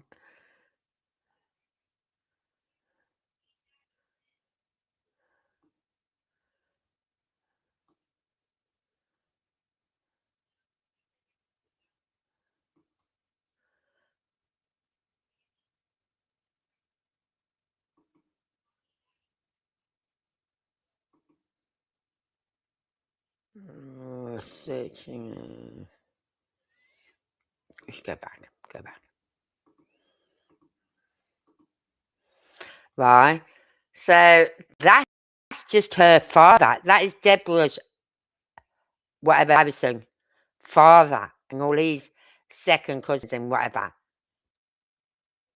It's unbelievable. I was just sat here. My jaw hit the floor. I'm sure it did.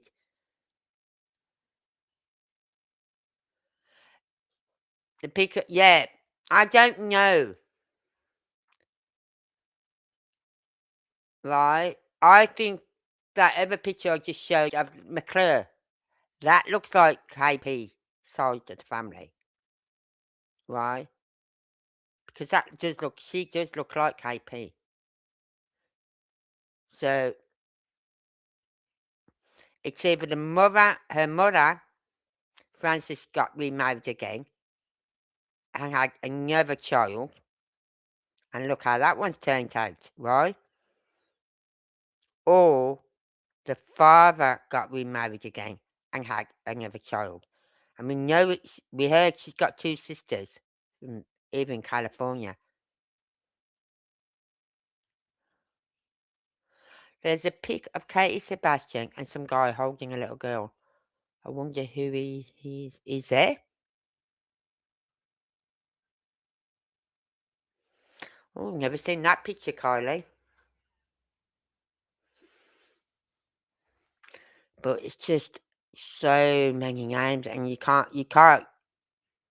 It's like I was losing track as to who I was looking at, what member of the family I was looking at. You know what I mean? And we've only just scratched the surface. We've only just scratched the surface. So we're looking for, like, what I do is when I go through this, right? I've got the father, right? So then I'll go through all these names and looking for the name McClure or Payne or Rosenborn, right? Those three surnames. And hopefully we'll get hit somewhere. Hopefully. Hopefully. In about 10 years' time and more, we might get a hit, right? But there's a lot to be searched through. It'd be nice to know. It'd be easier to work backwards, if you know what I mean, like from Katie's, with her mother and her father, and then who's their mother and who's her grandmother, and who's Katie's grandmother, which is Frances's mother, and her father were, you know what I mean?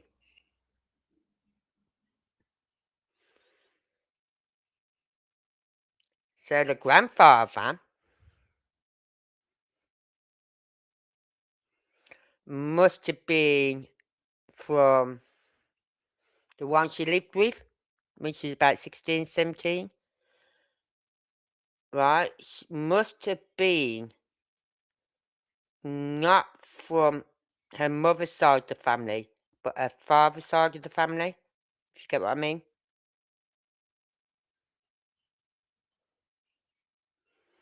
So the grandfather she lived with and the grandfather that Seth went to ask for the hand in marriage of Katie must have been from the father's side of the family. Because she used to live with her father up until about, I think it was about the age of 16, 17. And then she left there and went to live with her grandparents until she got married, which was about 19 when she got married. That's still young, I think. But feck, there's children having fecking children nowadays, so getting married at 19 isn't young no more. It's like you're old by the time you're 19. Like people say, "Oh, I'm getting old now." I'm going, "What? What? How old are you? You're still a baby. You got rid of the nappies, yeah?" You know what I mean? Because they're so young, and yet they sit there going, "Oh, old age doesn't suit me." And go, "What fucking old age? Wait till you hit 60, and then you have your 60th birthday, and then the day after your 60th, every fucking bone don't just ache. It doesn't just hurt. It creaks. It cracks. You can't go up off off the sofa unless you're literally rolling off it, right? And then you can't go up off the floor because you've rolled off the sofa onto the floor. And you can't go up off the fucking floor. So that's what happens when you hit 60. I felt it. It's like I had my 60th, and then the day after my 60th, I'm sitting on the sofa. Well, I struggled out of bed. You know how I have to get out of bed? I have to roll over, and to roll over, I have to grab the side of my mattress to pull myself over, right? Then I have to swing my legs over the side of the bed. So gravity takes me up, takes my legs down, my body up. And then once oh no, I'm okay. Takes me a few minutes to do that, but I'll get there. Then I come in sit in the sofa, and I go to stand up to go to the kettle or do something, and all I hear is creaking, cracking. Oh my lord! I thought it was bad before, but when you hit 60, it's worse. It's worse. So, if you're like 30 something, don't say, "Oh, old age is." There's nothing to suggest Francis is related anywhere online. But that's her mother, because Seth even said that. He said, "Remember when you said you phoned Sebastian up?" And and he said, "Who are you with?" And he said, "The grandmother's name, Katie's gran." So he mentioned the great grandmother, her name, Susan, I think something like that, or Susie. And then he said, "And Francis." As soon as he heard that name, Francis, he said, "Sebastian, I want you to go and sit in the living room and do not move from that living room." He then come off the phone and he phoned the police there to do a wellness check on his son, because Francis is not supposed to be anywhere near his son. She's not supposed to be anywhere near children, full stop. So why hasn't she been picked up for that? Why was her parole officer not informed? And why was she not rearrested and took back in the clink clink?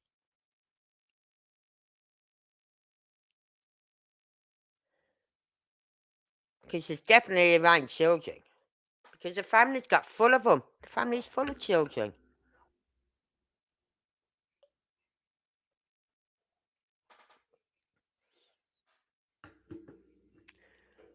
And then you got that half sister, who they believe is Katie's from Katie's mum's side. Right? But she's, how old did they say she was? 37?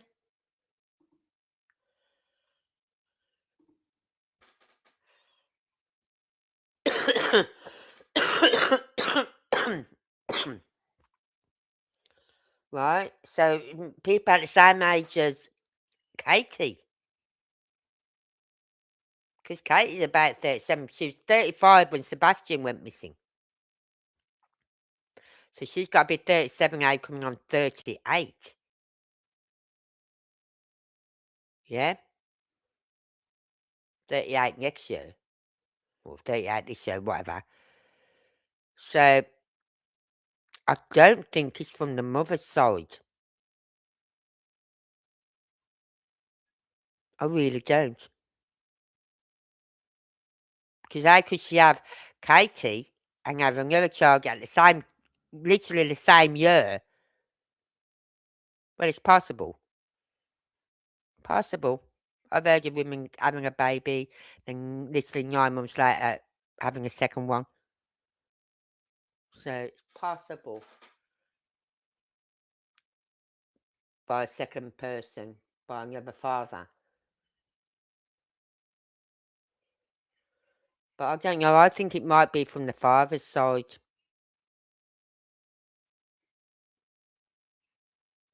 But when you hear Seth mention Francis, he's on about Katie's mother.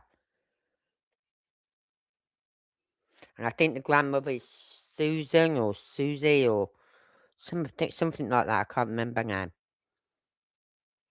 But it's definitely not. This woman is definitely not Katie's mother. I was just shocked when I seen how old she was when she got married the first time. I thought, 15? He was 22. Isn't that a bit like a pedo? That should not be happening. She's under the age of 21. Or under the age of 18, definitely.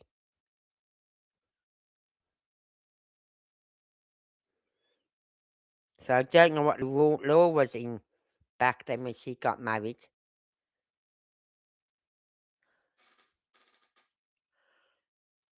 Okay, thank you. Oh no, I've just got to shut this window down here. Shut that one down. Yeah, I can shut that one down. Let's just see what I've got up here. Yeah, I'll just leave it at that. Just leave it on here.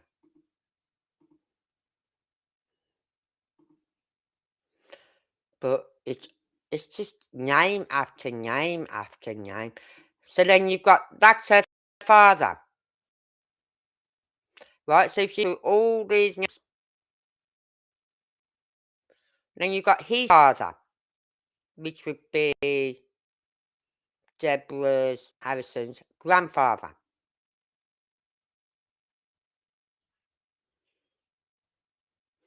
Right? You've got all these names.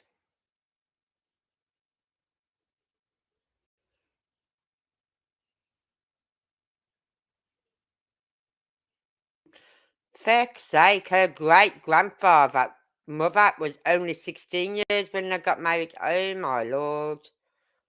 Believed in getting early, married young, them guys, didn't they, in the 30s? In 1933.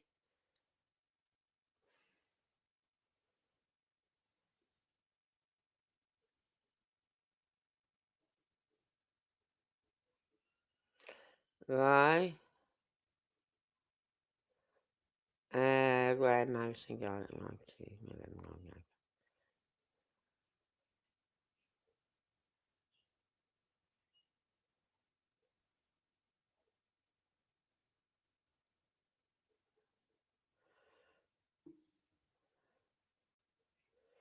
But it's just, you're going back. If you click on his father, you're going back. So we really don't want to be clicking on the father, like Claiborne's father. We want to be going forward. Right? So that's Deborah Jean Harrison. So we really don't want to be going to her father or her mother because that's going forward. So we really need to be checking like her son, Jason Allen Temple, who was born in 79. And then we've got Richard Edward Thomas Cake, born in 1987. And we know Tiffany Nicole Cake has passed away.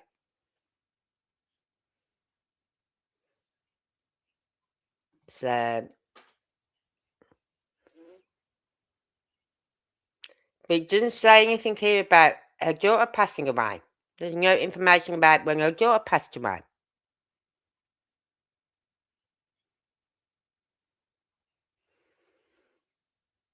So I'm wondering, hold on, let's just click on Tiffany Nicole. Right? Richard Donald Cake, Deborah Jean Harrison, right? Let's have a look. Birth, 23rd, 1980. Tiffany born on the 23rd of May, 1989. That's all we got on her, on Tiffany. Is that a birth? We haven't got nothing about when she died. There's nothing.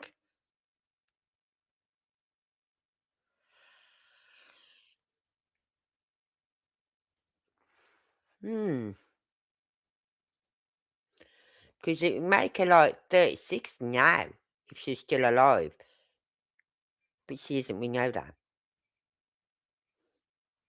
Hold on, let's have a look. That's the birth records. Let's see what it's got here. See, it hasn't even got the death certificate. It's got Tiffany Nicole Cake, birth date, 23rd of May, 1989. Birthplace, Chesapeake, Virginia. And that's it. Got anything about her death? The date she died? Nothing.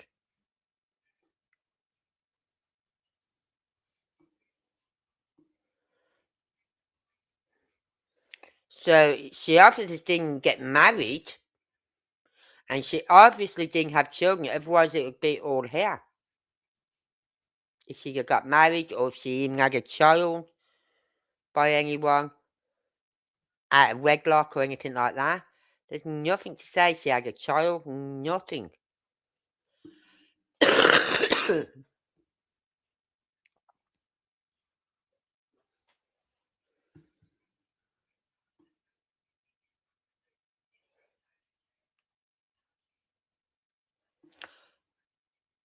Birth date, it doesn't even give the date she died.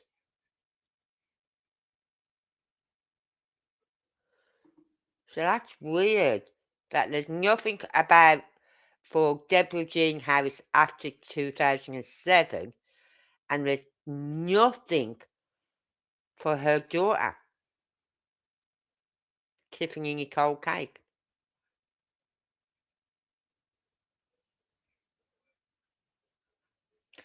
Let's have a look here.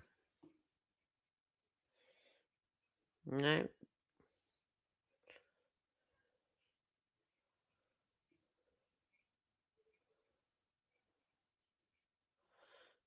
Birth records, Jason, Richard Young Cake, Richard Edward Thomas Cake, Tiffany. No, it's got nothing about the date she died. There's nothing. And normally they'd have the date they died and everything. But there's nothing on here to say when she died. Because you look at all these, right? When you go back. It's got here, the father, Deborah Jean Harrison. Her father was born on the 9th of August 1937. And then he's got died the 24th of March 2019. Her mother must still be alive from what I can make out, don't you? You know what I mean? Because there's nothing to say about her death. And there's definitely nothing saying about when Tiffany Nicole Cake sadly passed away.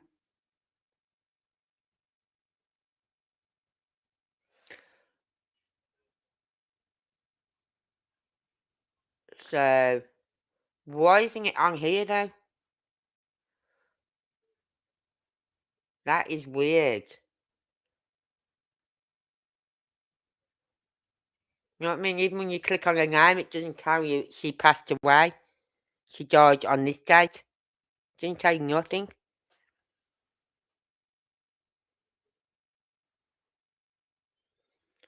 So, but these are the ones we need to look at, right? So we can move forward and not backwards. Yeah. But Jason, that was 79. He's going to be too young to have had a daughter in 1980.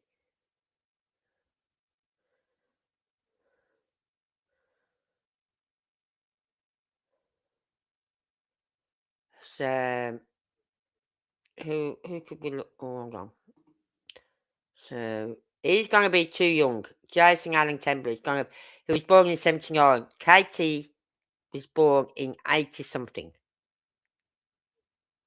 So, even if Katie was born in 89, that would only make him 10. So, he's too young to. And we know Tiffany didn't have any children because there's nothing there to say. Look, I'll pull up Jason Allen Temple, right? Deborah Harrison, right? She's got their dates, everything.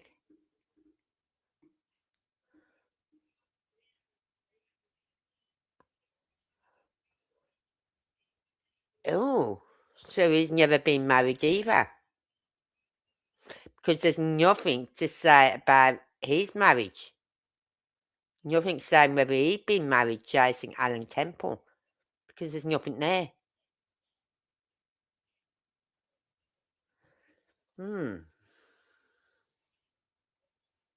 Weird. Nothing to say whether he got married and to who.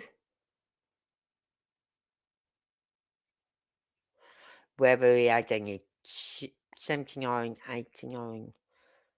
He's old enough now to have children because 79, 89, 89, 99, 99,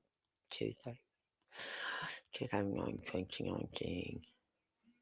He'd be coming nearly in another 3 years, he'll be 50. You know what I mean? So he's well old enough to have got married and had children, but there's nothing saying whether he's been married, whether he's had any children.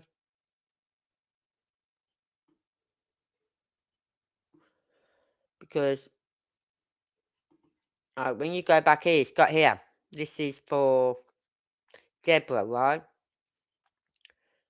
And it says family one. That was when she was married to Temple. Jason Allen Temple, right? Then when she got married to Donald Cake, it's got Richard Edward Thomas Cake and Tiffany Nicole Cake. But with Alvin Jason Temple, there's nothing to say he got married. Let's have a look. Let's see what we've got here. Marriage. Yeah, that was Debbie Jean Harrison. No, no. No, there's nothing to say they got married anytime.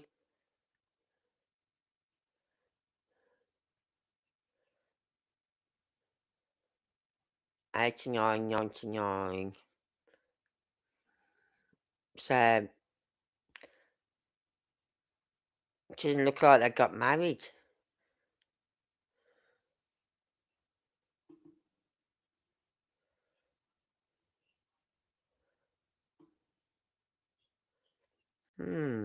That is weird. Why isn't there nothing? He obviously hasn't been married. That's all I can think of. Because it would be on his records. And they use, for their information, they use like the marriage records from 1960 to 2014, 1864 to 2014, 1936 again to 2014. Right, that was for Jason Allen Temple. Birthday 16th of June 1979. Birthplace Norfolk, Virginia.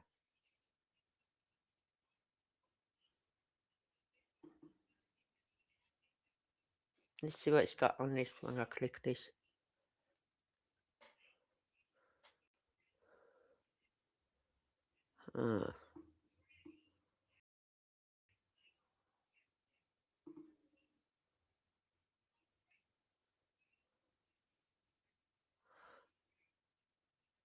I'm not going to put the details in because as soon as I do, it's going to say, and I click to go ahead, it's going to say, please pay this much. So that can go take a hike. Yeah, doing it. So, but that's where they get all their information from these places.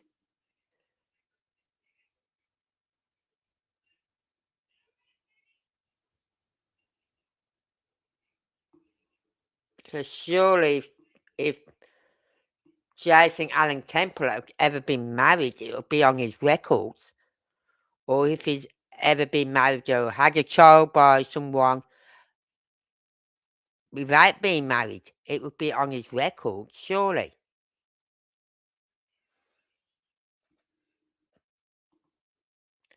That is weird.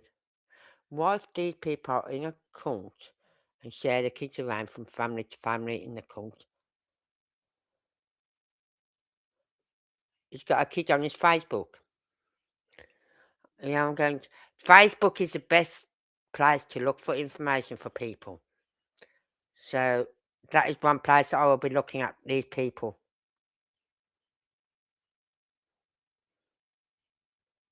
But why isn't this being updated then? This was last updated. Well, I'll tell you when this was last updated. This was last updated. Last updated 26th of September 2020.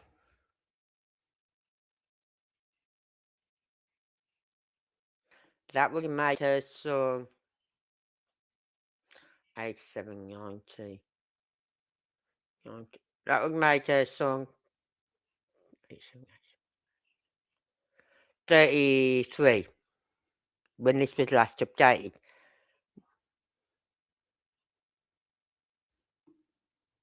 So there's nothing to say he got married or he's had kids. Nothing.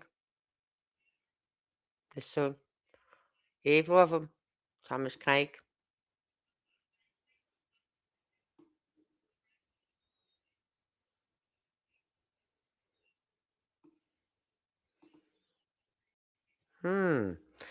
I think Facebook will have to help us here. But it'd be nice. Well, we've got the date of birth, so we could always punch in the date of birth to make sure we got the right person. And the area where they was born and things like that. So we can always look them up on Facebook using this info. Hopefully. But yeah, I think I'll be doing some research. Hopefully, if it's tomorrow is a nice day, I need to get out into my garden again. Ooh. What if these people in the country? I don't even want to go there, Kylie. What if these people are in a cult and share the kids around from family to family in the cult? There's another brother listed on Google with different last name too. Someone Haas. I'm lost. I'm losing all. My eyes are just go boom.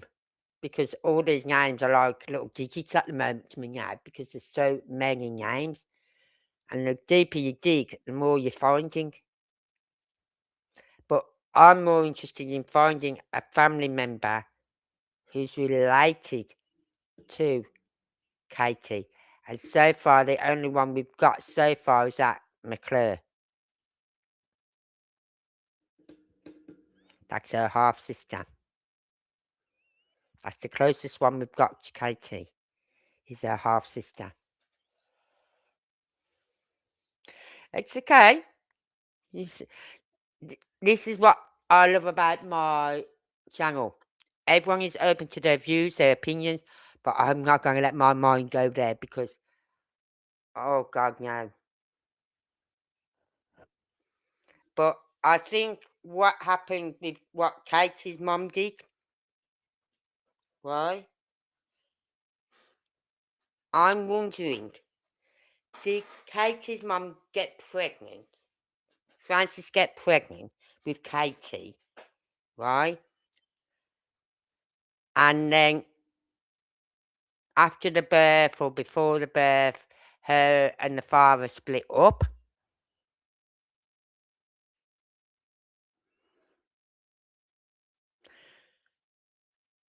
And that's when her mother met some other guy. And that's when all this sordid detail was coming into Katie's life. Because I think if her father was involved, he'd be in prison, wouldn't he? He wasn't. Her father was not put in prison. She was living with her father up until the age of 16, I believe.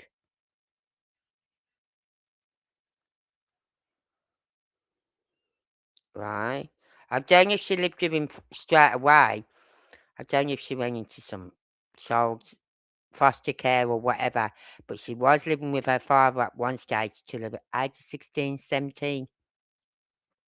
And that's when she moved in with the grandparents.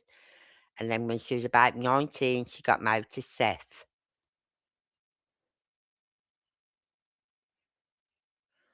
Yeah, I'm able to put pics up on my screen. What do you want me to put up? What pictures? The ones you sent me.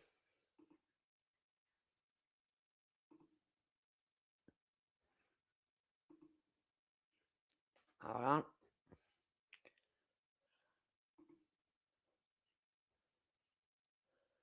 Let me just get this up. Right, I've got to share. I'm going to get a see. Media.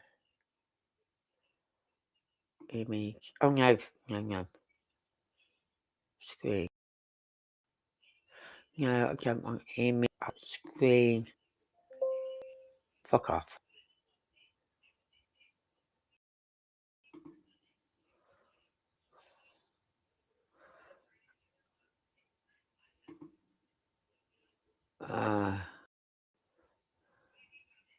That picture. Oh, yeah, hopefully it'll come up on the screen. This picture, Kylie.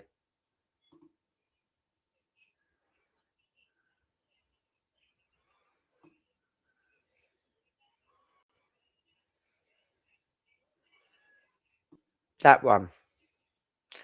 That's the only one I've got is that and that.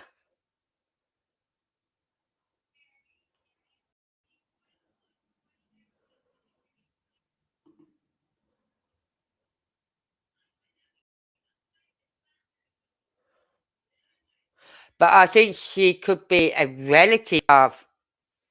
But we've just got. Oh, I don't know because I've just gone through her thing. And all her cousins and second cousins and fifth cousins and fourth cousins and all that lot. And there's no Payne, no Rosenborn, nothing in her on that side of the family of this Deborah Ragsdale Harrison.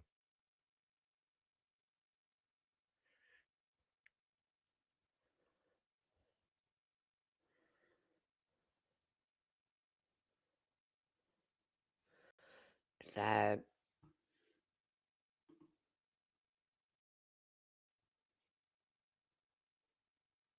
that second one of Katie with Sebastian.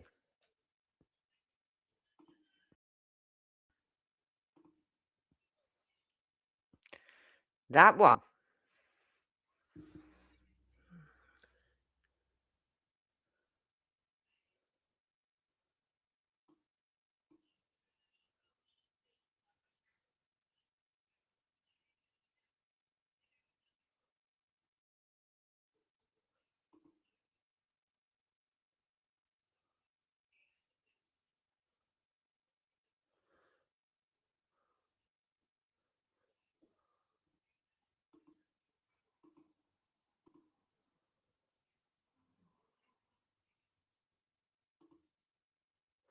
You think she looks like Katie?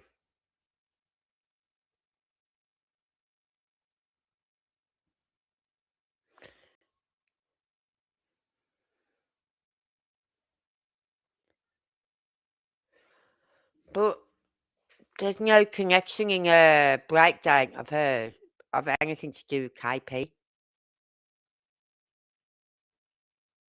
She had 3 children in 2 marriages. One of them died.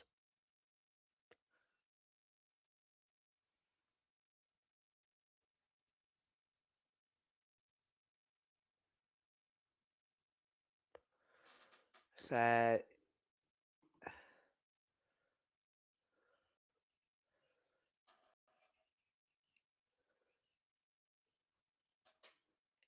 I'll dig a bit more into this, Deborah. I will. But from what I've seen in those records, she's not KP's mother. I'm not saying she's not related to KP somewhere. Could be 5th cousin, 4th cousin of the mother or of the father or someone. You know what I mean? But she's not KP's mother.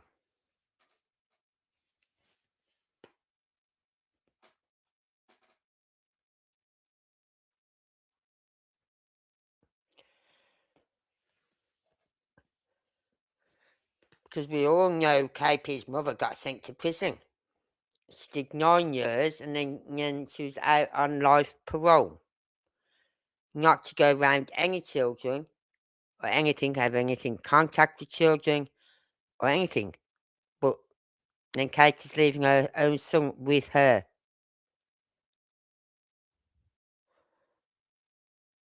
So, but there's nothing to say she's got any connection, like blood, like cousin or anything to Katie.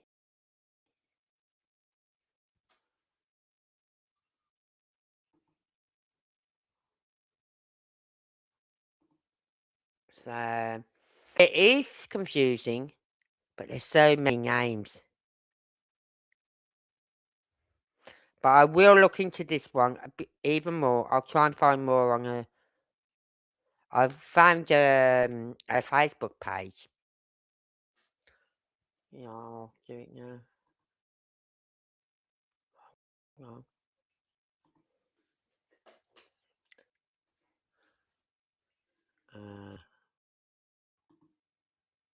Hold on.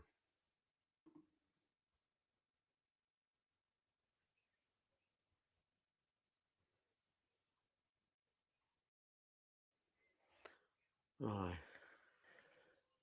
Let me just stop sharing this a minute. Right. And I'm going to open this.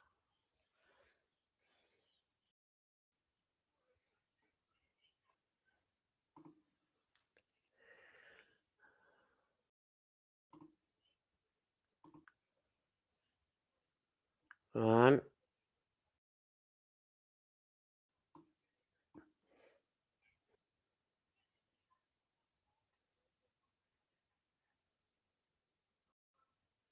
So we got a Facebook.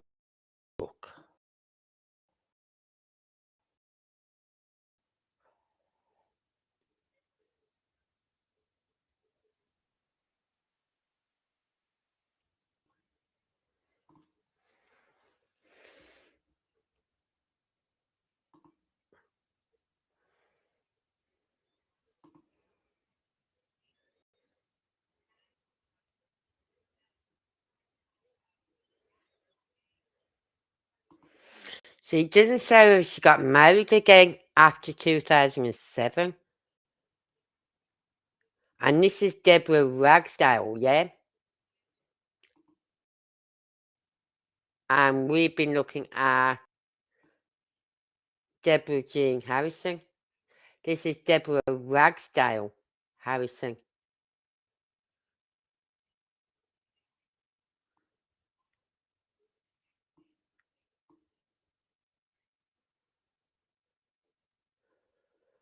But from these pictures here, looks like she's got grandchildren or...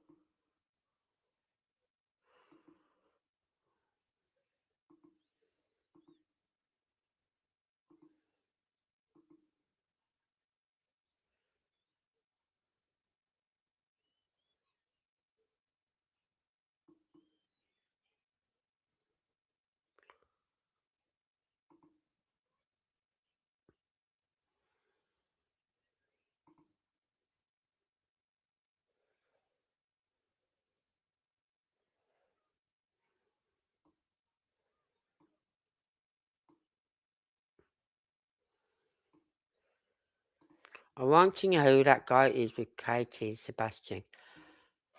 What guy? What picture?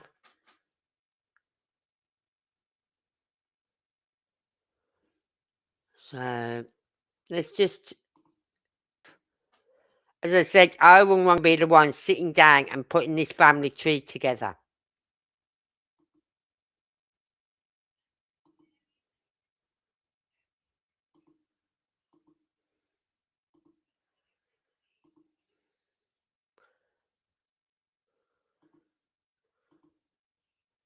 Oh. Oh.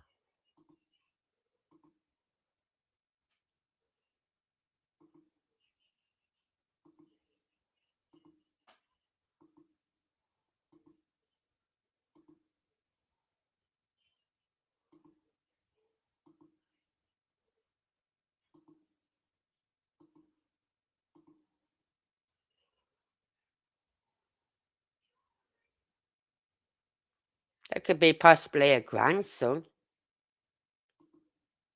Too young to be a son. Possibly a grandson or...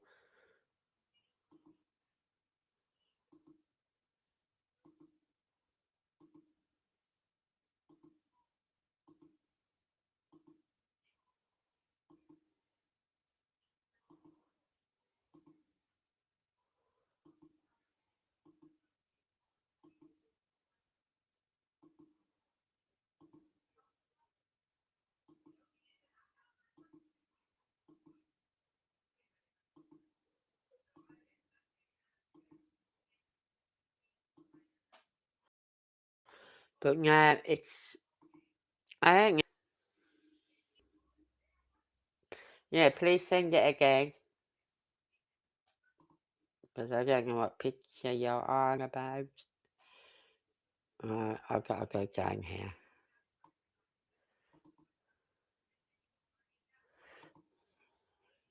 Right.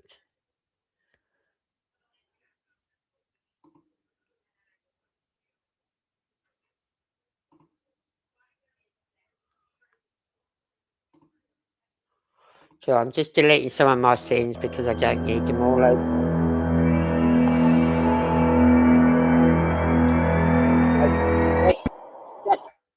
You piece of shit.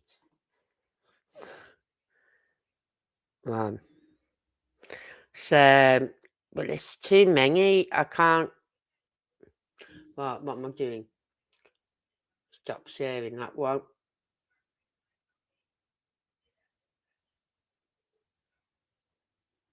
No, I want to keep that one open, but that one's going. StreamYard. Restream my 6th time.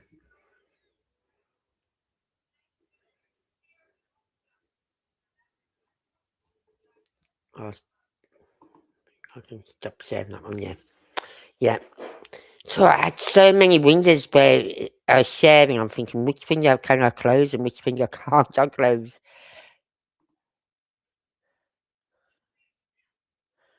That's okay, Kylie, no rush. But that's a different name though. Deborah Ragsdale Harrison. But this is what we're looking at here is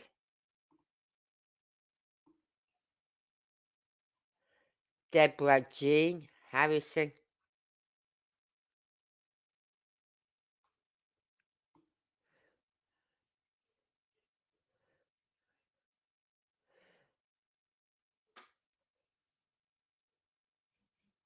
So I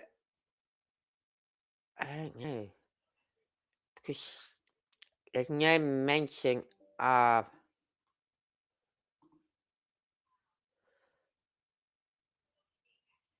Ragdale or name Ragdale or anyone apart from Cake.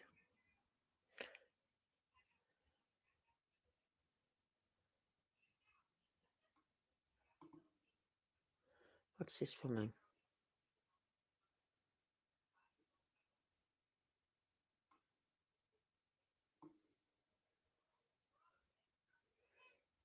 No.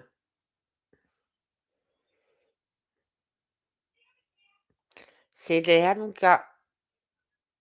See, this one here, Dorothy Lee Farrer, which is the mother to Richard Donald Cake. They was married before 1957, and they obviously stayed together till the end. You know what I mean? But there's nothing about their deaths or anything. So I think a lot of it is if they update these births and deaths, all that information should be in there for these people, which is weird that it's not.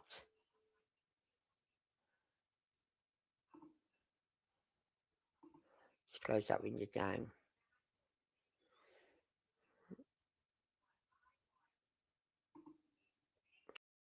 Let's have a look at this one. Deborah Ragsdale Harrison.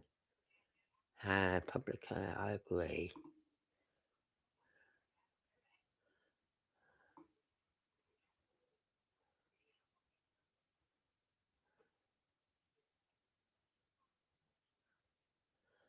Right. Deborah Ragsdale Harrison currently is 74 years old. Currently lives in Chesapeake. I'm not giving the address out. She did live in Charlotte, North Carolina.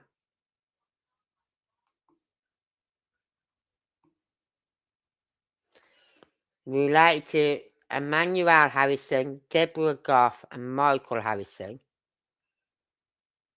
Also known as Deborah Harrison, Deborah Ragsdale. So that's why you got the Deborah Ragsdale Harrison name.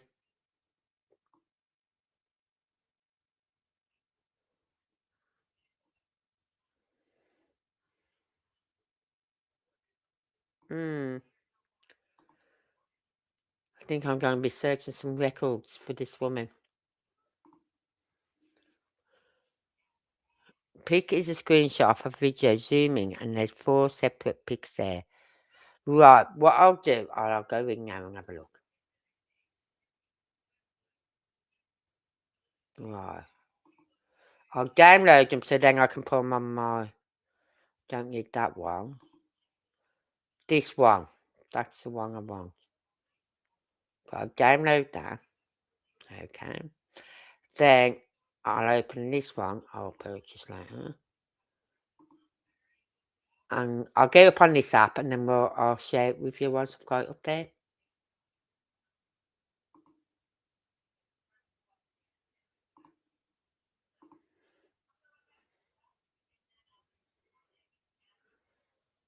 Right, I'm going to share this with you now.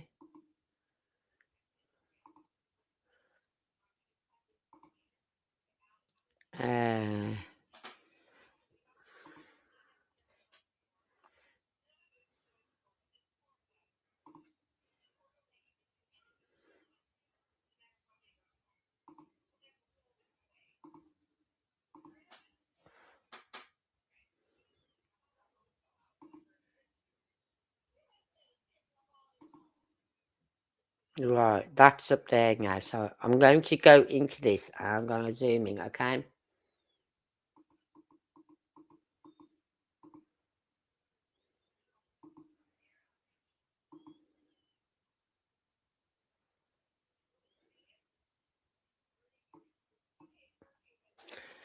That's KP and Sebastian. Would that be Faith with Chris? Because she looks very young there. She looks like a little baby sort of thing there.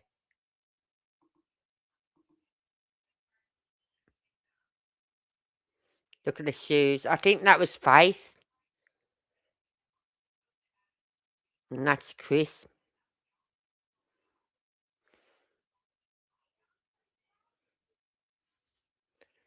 Because don't forget, Sebastian, Faith is now about what? I think she said she was 7, 8. Probably 9 by now. 9, 10. Right. So, yeah, that could be Faith with Chris, Katie, and Sebastian.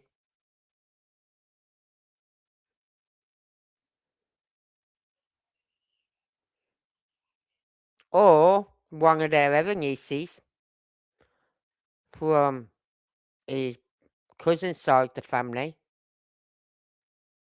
Yeah, like Danny Guy's children. Or even Melissa's or Carrie's.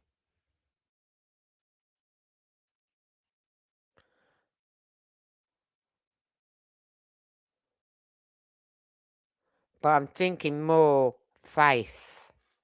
I'm thinking that is more Faith.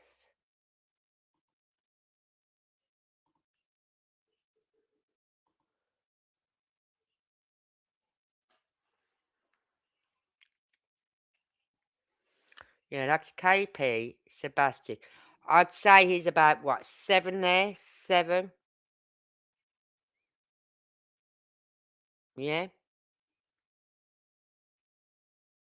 And Faith was, what, how old was she when Sebastian was 15 when he went missing? So that's 8 years. So, yeah, that could be Faith.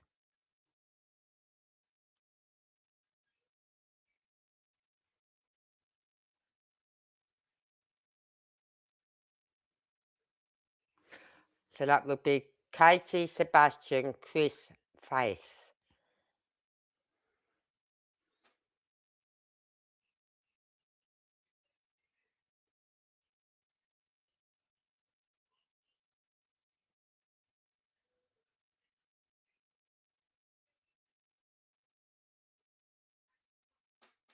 Yeah, that is Katie and Sebastian. He's about 7. And I know Faith was about 8 when Sebastian went missing.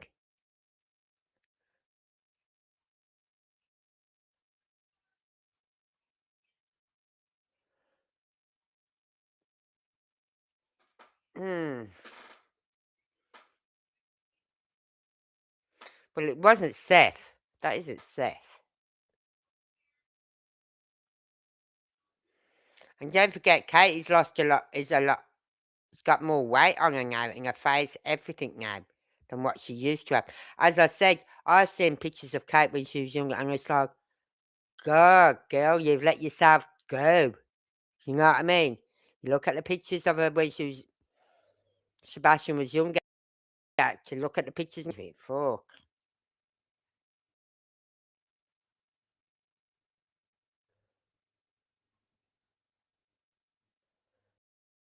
Not CP. Well, I don't know then. It's death. That does not look like Seth to me.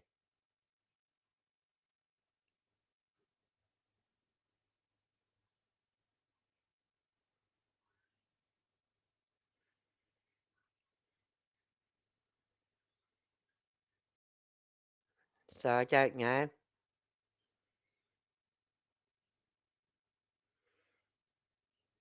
Hmm. You got me thinking now, Kylie.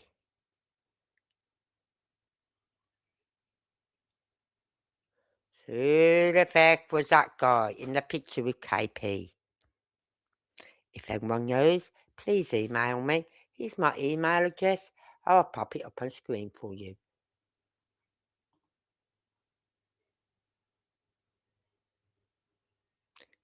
If anyone knows who this person is here,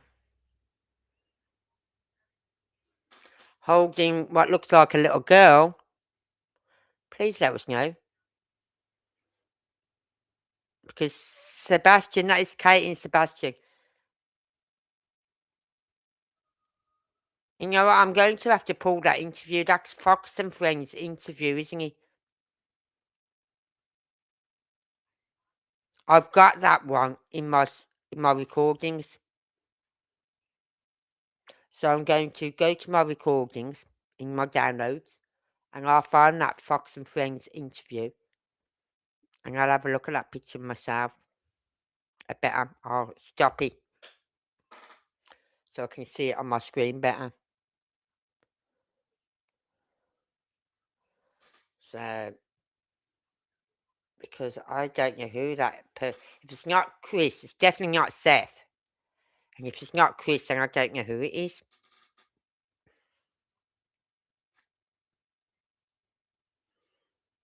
Looks like he has sunglasses on. It does, doesn't it? Yeah.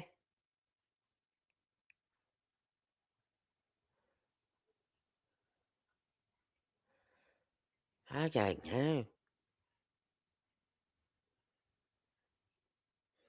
I'm going to pull that interview up. Yeah. He has got sunnies on. Hold on, let me just go in a bit closer. If you'll let me.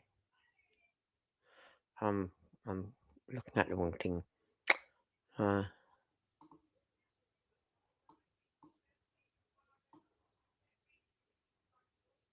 Who's that person?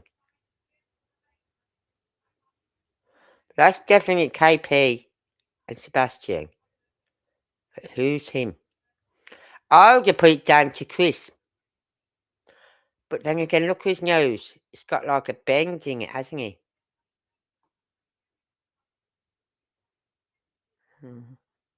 I don't think his nose has got a bend in it.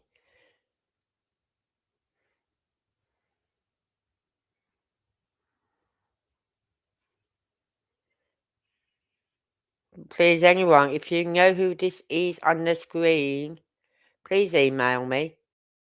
If you know who this guy is here holding this little girl, please email me. crimeandjustice66@gmail.com. Because it's definitely not seven. Don't forget 7 years ago. I coming up to 10 years ago now. Nearly 10 years ago. He's put a lot of weight on since. Perhaps he didn't have all that weight on. You know what I mean?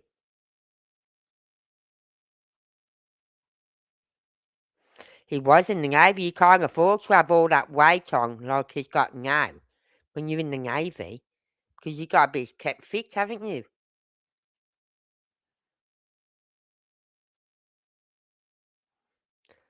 Oh, I've got the link. I already know. I've already got this recording saved. Remember when I put all the interviews from March 2024 in one video? This is one of them. I'm sure it is. I'm sure it's Fox and Friends. So I'll have a look myself tomorrow. Because that is going to bug me now. Payback will be sweet. For all you like sending me these information and getting my little brain working overtime. I'll just get one of those interviews with Chris on it, play it, and just walk out the room and come back when it finishes. Was that a good interview, everyone? Let you like listen to it while I disappear somewhere. Or put my headphones on so I can't hear Chris's voice. Not like at all. True. He isn't, is he? The little short ass. So is Seth. So is Seth a little short ass? Really? I keep going to the wrong thing. I never noticed that before in that interview. Never noticed that picture before.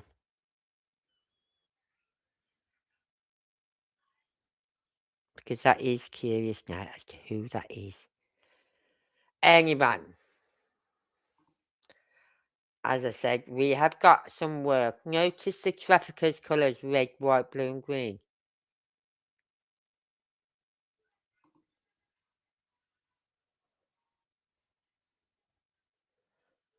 Where?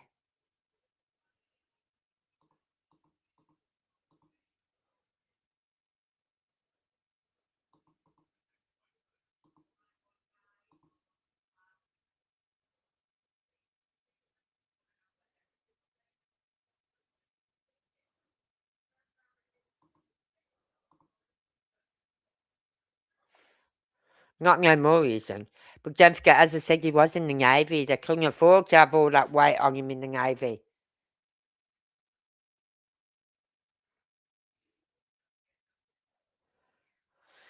I'd like to know who that person is.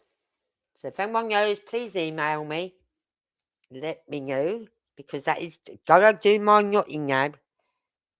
Until I might, perhaps once I see it on the video and I see it clearer, I might be able to say who it is.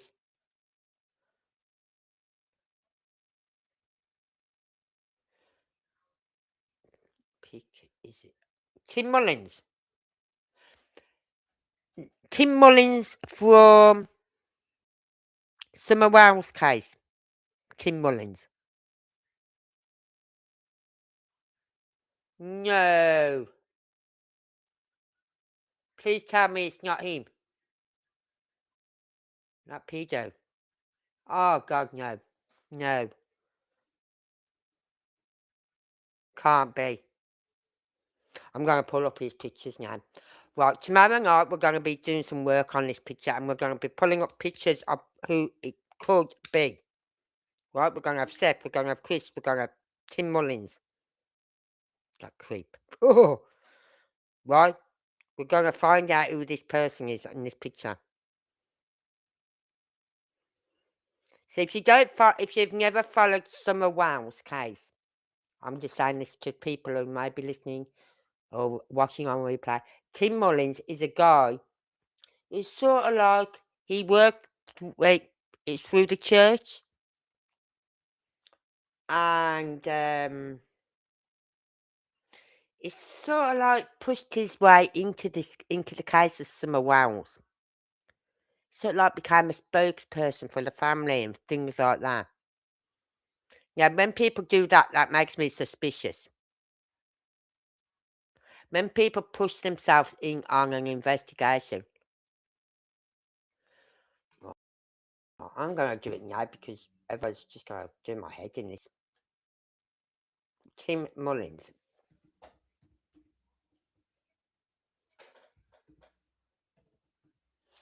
How do you spell it again? Mullins. Right. Oh.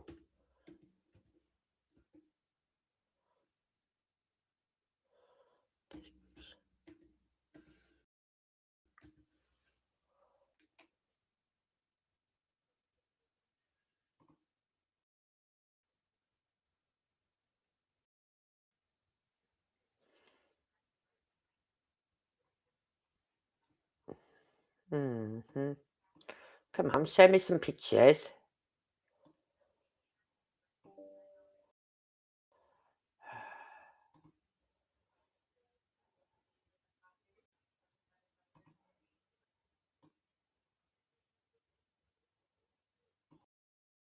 Oh, fuck off. Right, it's not giving me what I want.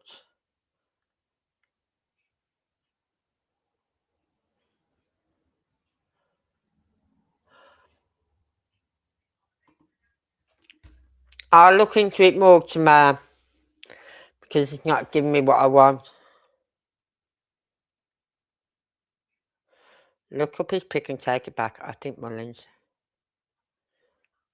Right. Well, this guy, he pushed his way into this case, into the Summer Wells case. And he was worked with the church. And I've also, and the woman as well who worked with the church, who did a lot of work, who, little Summer Wells, adored this woman.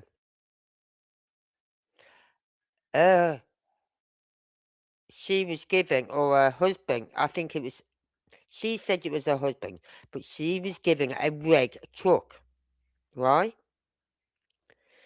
Now, on the day Summer goes missing, someone state told law enforcement they saw a red truck in the area. And this woman who worked for the church was going around altering all the flyers, and she was blacking out the red truck. Any mention of a red truck, she's marking it all out on the flyers. Why would you do that if you're not guilty? Just sent me a pic. Right, but she was.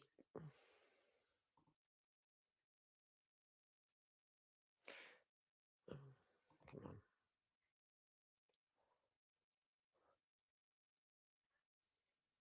New info, Tim Mullins. I'm gonna say I thought he had light hair, yeah. No, add 10 years to that picture. No, it can't be. It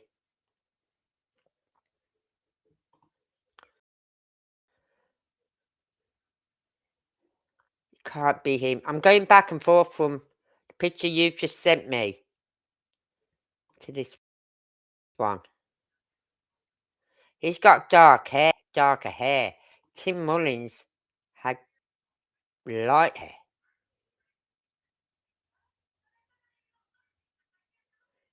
But anyway, this woman who worked for the church, she had a red truck. And she was going around and altering anything on the flyers that was hung up or posted, marking out the fact of the red truck. Right?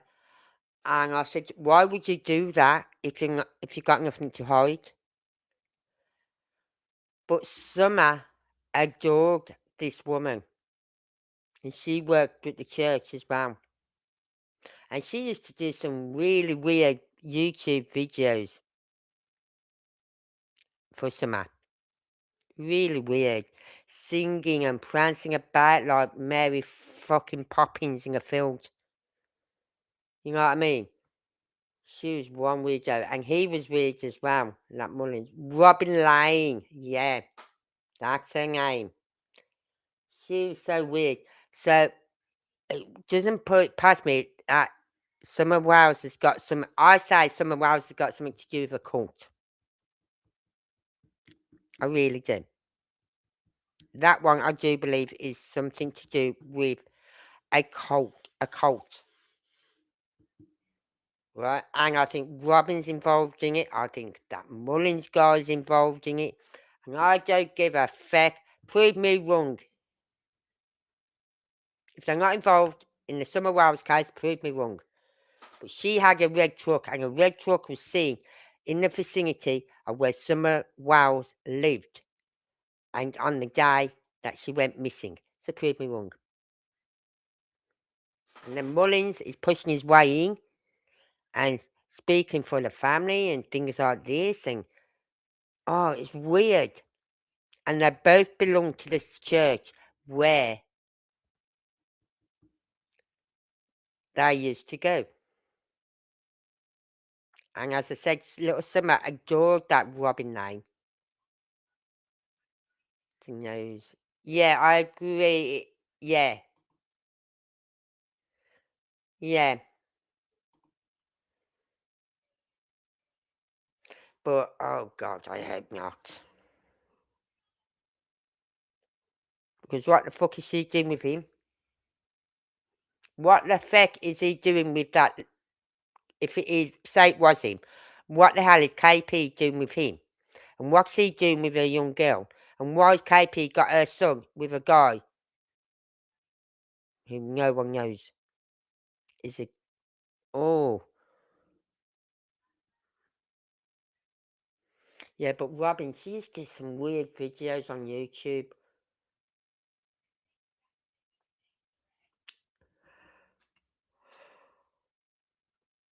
I still think it had something to... I definitely believe it had something to do with a cult.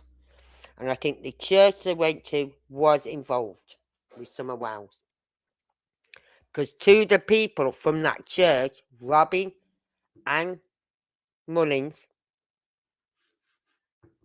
both was pushing themselves in on this case. The day she went missing, them two were up at their house on the night time. Well, I don't know about Robin, but I know Tim was. Tim was up there. I don't know if Robin was.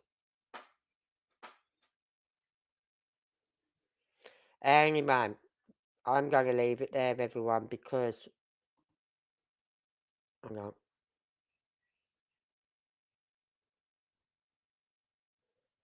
I've got to...